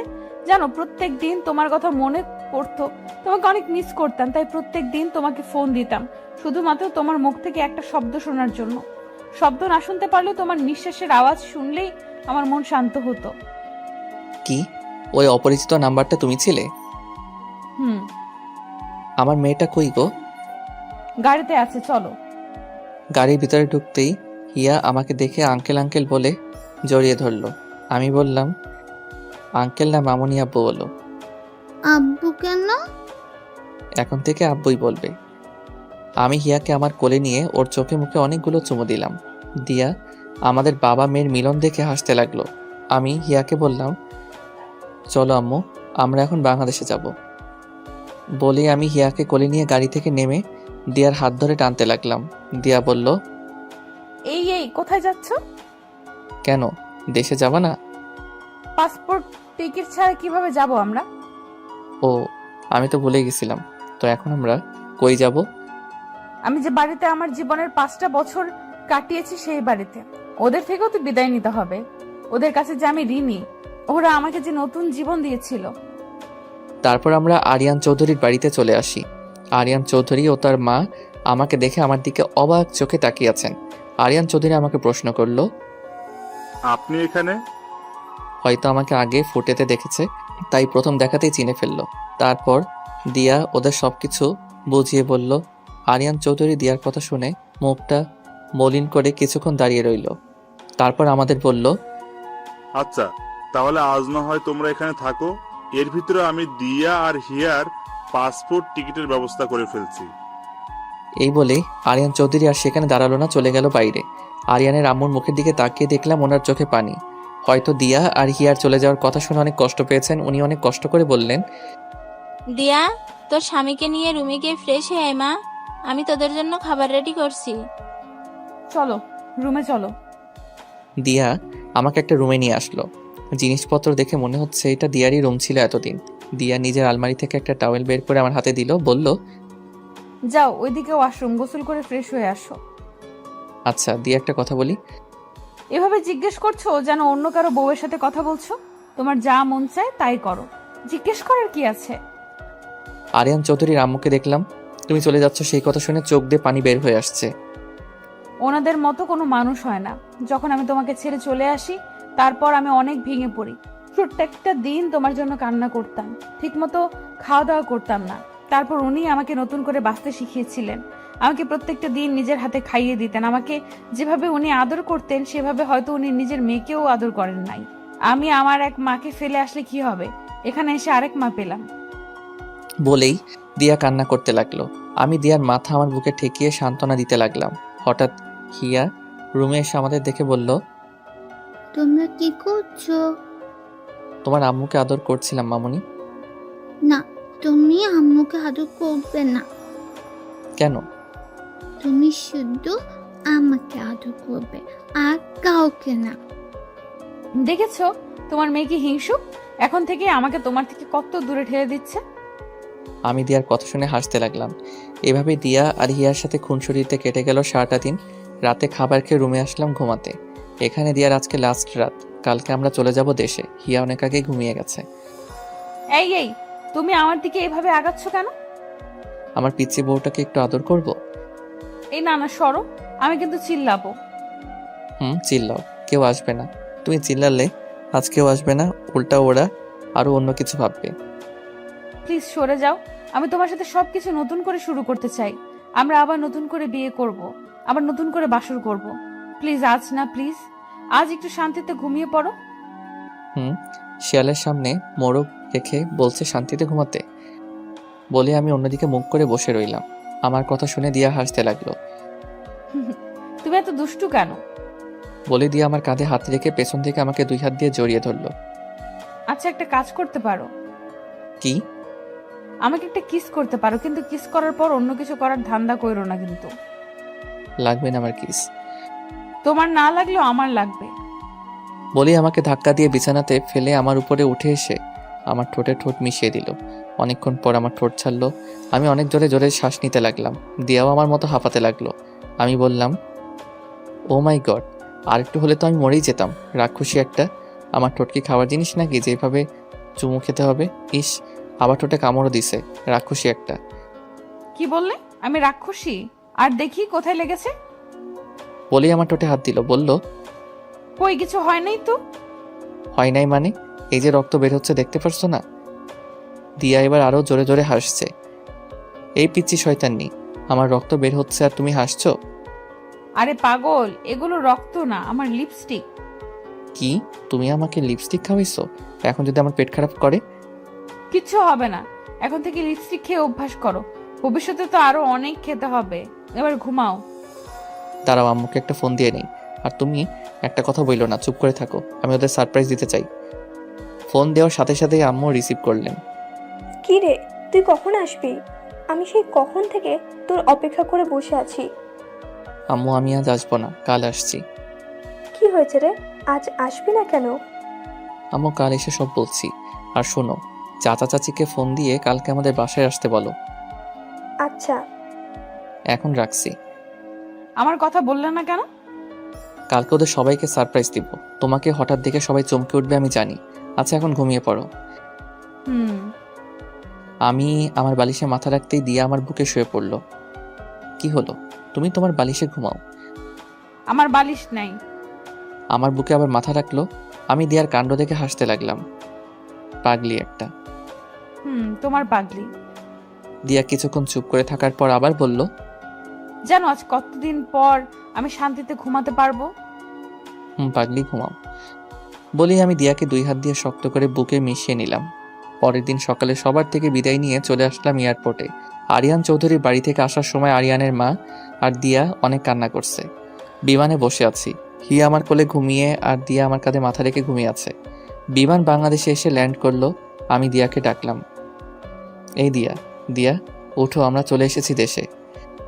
দিয়া চোখ মুছতে মুছতে আমার দিকে তাকিয়ে অপরাধীর ভঙ্গিতে বলল, সরি, তুমি হয়তো সারা রাস্তা একা একা বোর হয়েছো। আমার যে কখন ঘুম লেগেছিল বুঝতেই পারিনি। এয়ারপোর্ট থেকে বের হতেই দিয়া জোরে একটা নিঃশ্বাস নিল। দিয়া বলল, কতদিন পর আমার দেশে সেই চিরচেনা গন্ধটা পেলাম, মনটাই ফ্রেশ হয়ে গেল। এখন চলো। দিয়া আর হিয়াকে নিয়ে একটা ট্যাক্সিতে উঠলাম। হিয়ার এখনো ঘুম ভাঙে নাই, এখনো আমার কোলেই ঘুমিয়ে আছে। আমাদের বাড়ির পাশে আসতে আমি দিয়ার হাতে একটা বোরকা ধরিয়ে দিয়ে বললাম, এটা পরে নাও। বোরকা কেন? পরো না, এত প্রশ্ন করছো কেন? দিয়া আর কিছু না বলে বোরকা পরে নিল। দিয়ার চোখ দুইটা ছাড়া এখন আর কিচ্ছু দেখা যাচ্ছে না। হিয়াও জেগে উঠেছে। আমি হিয়াকে কোলে নিয়ে আমাদের ঘরের বেল বাজালাম। আম্মু এসে দরজা খুললেন। নিয়ান বাবা, তুই? বোরকা পরা দিয়াকে আর আমার কোলে হিয়াকে দেখে আটকে গেলেন। আবার বললেন, কি রে, ওরা কারা? বলছি আগে ঘরে তো ঢুকতে দাও। আমি ভিতরে ঢুকে দেখলাম আব্বু, চাচা, চাচি, আদিবা, শিহাব সবাই ড্রয়িং রুমে বসে আছে। আমাকে সবাই একসাথে প্রশ্ন করলেন যে ওরা কারা। আমি দিয়াকে দেখিয়ে বললাম, ও আমার বউ। সবাই অবাক হয়েছে, খুশি হলেন। আব্বু বললেন, নিয়ান, তুই শেষ পর্যন্ত বিয়ে করলি, এবার আমি শান্তি পেলাম। আম্মু দিয়াকে বললেন, মুখোশটা খুলো বৌমা, দেখি আমার বৌমা কত সুন্দর। দিয়া আমার দিকে তাকিয়ে চোখের ইশারায় প্রশ্ন করলো খুলবে কিনা। আমি মাথা নাড়িয়ে হ্যাঁ বললাম। দিয়া নেকআপটার পিছনে হাত দিয়ে ফিতাটা খুললো। খুলে আস্তে আস্তে মুখ থেকে নেকআপটা সরালো। নেকআপটা মুখ থেকে সরাইতেই সবাই চোখ বড় বড় করে দিয়ার দিকে তাকিয়ে আছে। দিয়াকে চিনতে ওদের কিছুটা কষ্ট হচ্ছে, কারণ এই 5 বছরে দিয়া অনেক পাল্টে গেছে। সবার চিনতে কষ্ট হলেও চাচা ঠিকই চিনে নিলেন। মুখ দিয়ে একটা শব্দ করলেন, দিয়া মা। চাচা দাঁড়াতে পারলেন না, সোফাতে বসে পড়লেন। চাচার মুখে দিয়া ডাক শুনে এবার সবাই চিনে গেল। চাচি দৌড়ে এসে দিয়াকে জড়িয়ে ধরে হাউমাউ করে দুজনেই কান্না করতে লাগলো। চাচা এখনো সোফাতে বসে আছেন আর চোখ দিয়ে অনর্গল পানি ফেলছেন। এবার দিয়া চাচিকে ছেড়ে ওর আব্বুর দিকে এগিয়ে যেতে লাগলো। চাচার পাশে গিয়ে ধপাস করে বসে পড়লো চাচার পায়ের কাছে। চাচা দিয়ার থেকে মুখ ফিরিয়ে বসে আছেন। দিয়া এবার চাচার পা জড়িয়ে হাউমাউ করে কান্না করতে লাগলো আর বলতে লাগলো, আমাকে মাফ করে দাও বাবা, আমাকে তুমি মাফ করে দাও। চাচার পায়ে মাথা ঠেকিয়ে কান্না করছে। দিয়ার কান্না দেখে আমিও নিজেকে ধরে রাখতে পারলাম না। চোখ দিয়ে কয়েক ফোঁটা পানি গড়িয়ে পড়ল। আশেপাশে সবাই দিয়ার কান্না দেখে কান্না করছে। এবার চাচা নিজেকে ধরে রাখতে পারলেন না। দিয়াকে নিজের পা থেকে তুলে জড়িয়ে ধরে হাউমাউ করে কান্না করতে লাগলেন। কিছুক্ষণ কান্না করার পর দিয়াকে ছেড়ে ওর কপালে একটা চুমু খেলেন। এতক্ষণ দিয়াকে পেয়ে হিয়াকে কেউ খেয়াল করেনি। হিয়া আমার কোলে আছে। আম্মু বললেন, ও কে রে? আম্মু আমাদের মেয়ে। কি বললি? ও আমাদের দিদি ভাই? আম্মু। আম্মু হিয়াকে আমার কোল থেকে নিতে চাইলেন, কিন্তু হিয়া গেল না। আমি হিয়াকে বললাম, যাও মামনি, উনি তোমার দাদি। আমার কথা শুনে এবার হিয়া আম্মুর কোলে গেল। আম্মু হিয়ার চোখে মুখে অনেকগুলো চুমু খেলেন। হিয়াকে নিয়ে সবাই কাড়াকাড়ি করতে লাগলো। একজনের কোল থেকে আরেকজন নিচ্ছে, সবাই অনেক খুশি। আমি ওদের দেখে হাসতে লাগলাম। এবারে কতদিন পর এরকম হাসি খুশি দেখতে লাগলো। আমি দিয়ার পাশে গিয়ে ওর কানে কানে বললাম, আমার সেদিনের ভুলের জন্য সবাই কত খুশি, কিন্তু আফসোস সেদিনের ঘটনা আমার কিচ্ছু মনে নেই। তখন আমি কিছুই ফিল করতে পারি নাই। সমস্যা নাই, সেদিন ফিল করতে পারি নাই তো কি হয়েছে, আজ আবার সবকিছু নতুন করে ফিল করে নিব। এই সরো, তোমার কি লজ্জা শরম নাই? সবাই আছে তো। আরে আমি কি সবাইকে শুনিয়ে বললাম নাকি? আমি তো তোমার কানে কানেই বললাম। রাতে কাজে এনে নতুন করে আবার আমাদের বিয়ে হলো। আজ আবার বাসর ঘর সাজানো হলো। এই নিয়ে 3টা বাসর হবে আমাদের, কিন্তু ওই 2টা ছিল অপূর্ণ বাসরাত। আজ হবে আমাদের আসল বাসরাত। দিয়ে আগে থেকে বাসর ঘরে গিয়ে বসে আছে। আমি হিয়াকে খুঁজতে লাগলাম। আম্মুকে জিজ্ঞেস করতেই বললেন আদিবার রুমে আছে। আমি আদিবার রুমে এসে বললাম, ওই আদিবা, হিয়া কই? এই যে ও ঘুমিয়ে আছে। আচ্ছা দে, আমি ওকে নিয়ে যাই। আরে ভাইয়া না না, ও আমার কাছেই থাকো। তুমি যাও, গিয়ে তোমার কাজ করো। আমি আবার এখন কি কাজ করব? কেন ভাইয়া, আজ না তোমার বাসর রাত? বাসর রাতে মানুষ কি কাজ করে? ওই বুড়ি, এত পাকনা পাকনা কথা বলছিস কেন? হিয়ার দিকে খেয়াল রাখিস। তোমাকে বলতে হবে না, তুমি তোমার কাজে যাও। আমি আদিবার মাথায় একটা থাপ্পড় দিয়ে বেরিয়ে গেলাম।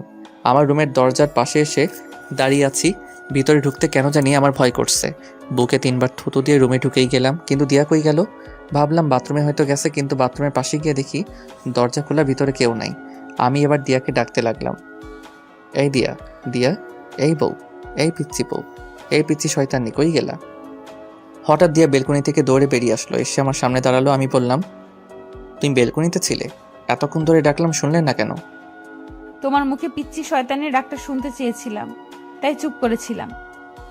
ওরে আমার পিচ্ছি শয়তানি রে বলে দিয়াকে পাজাগোলা করে কোলে নিলাম। আমি বললাম, ওরে বাবারে, তুমি এত ভারী হয়েছো কি করে? দিয়াকে কোলে নিয়ে বিছানাতে নামিয়ে হাত নাড়াতে নাড়াতে বললাম, আমার হাত 2টা গেল। এত মোটু কেন তুমি? উফ। কি বললা? আমি মোটু? তুমি মোটু, তোমার বাপ মোটু, তোমার 14 গোষ্ঠী মোটু। তুমিও তো আমার 14 গোষ্ঠীর মধ্যে একজন। সরো এখান থেকে, তোমার সাথে আমার কথা নাই। বলে আমার থেকে মুখ ঘুরিয়ে বসে রইল।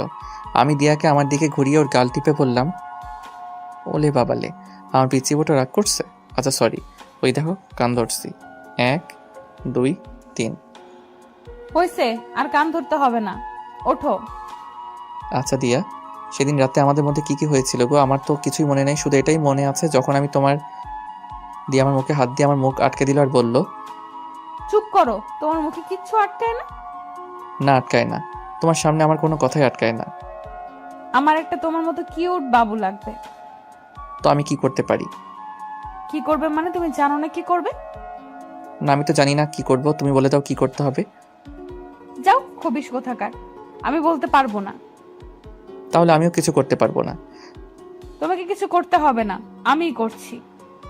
বলে আমাকে ধাক্কা দিয়ে বিছানাতে ফেলে দিল। আমি বললাম, দাঁড়াও দাঁড়াও, তোমার কিছু বলতে না দিল না, ঠোঁটে ঠোঁট মিশিয়ে দিল। আমি ওকে ছাড়িয়ে বললাম, শিট, আজকেও লিপস্টিক খাইয়ে ছাড়লে? আমি এক হাত দিয়ে আমার ঠোঁট আর এক হাত দিয়ে আমার টি-শার্টের মাথা দিয়ে দিয়ার ঠোঁট মুছে এবার দিয়া আমি ধাক্কা দিয়ে বিছানাতে ফেললাম। ওর ঠোঁটে আমার ঠোঁট মিশিয়ে দিলাম, ওর ঠোঁট ছেড়ে এবার থুতনিতে চুমু খেলাম। এবার চোখে গলায় ঘাড়ে চুমোতে চুমোতে ভরিয়ে দিলাম। আজ আমার প্রতিটা স্পর্শে দিয়া কেঁপে কেঁপে উঠছে। এইভাবে আমরা দুজনের ভালোবাসে মিশে হারিয়ে গেলাম অতল সমুদ্রে, যে সমুদ্রে যেতে হলে লাগবে প্রচুর ভালোবাসার সাথে ভালোবাসার মানুষ। রাতে হঠাৎ আমার ঘুম ভেঙে গেল। পাশে হাত দিয়ে দেখি দিয়া নাই। মেয়েটা গেল কই? আমি একটা 3/4 পরে টি-শার্টটা খুঁজতে লাগলাম। পাশে টি-শার্ট না পেয়ে খালি গায়ে বেলকনির দিকে যেতে লাগলাম।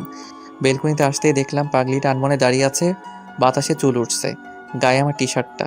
হয়তো হাতের কাছে কিছু না পেয়ে আমার টি-শার্ট পরে এসেছে। আমি পিছন থেকে গিয়ে দিয়াকে জড়িয়ে ধরলাম। হুট করে কারো হাতের ছোঁয়া পেয়ে দিয়া ধরপড়ে উঠলো। আমি বললাম, আর এভাবে লাভ দিলে কেন? ও তুমি হুট করে এভাবে জড়িয়ে ধরলে তো ভয় পাবোই। এতটা তো আর পিচ্ছি শয়তানিটা এখানে কেন? আজ আমার জীবনের সবচেয়ে সুখের রাত। এই রাত আমি ঘুমিয়ে কাটাতে চাই না। তাহলে আমাকে ডাকলে না কেন?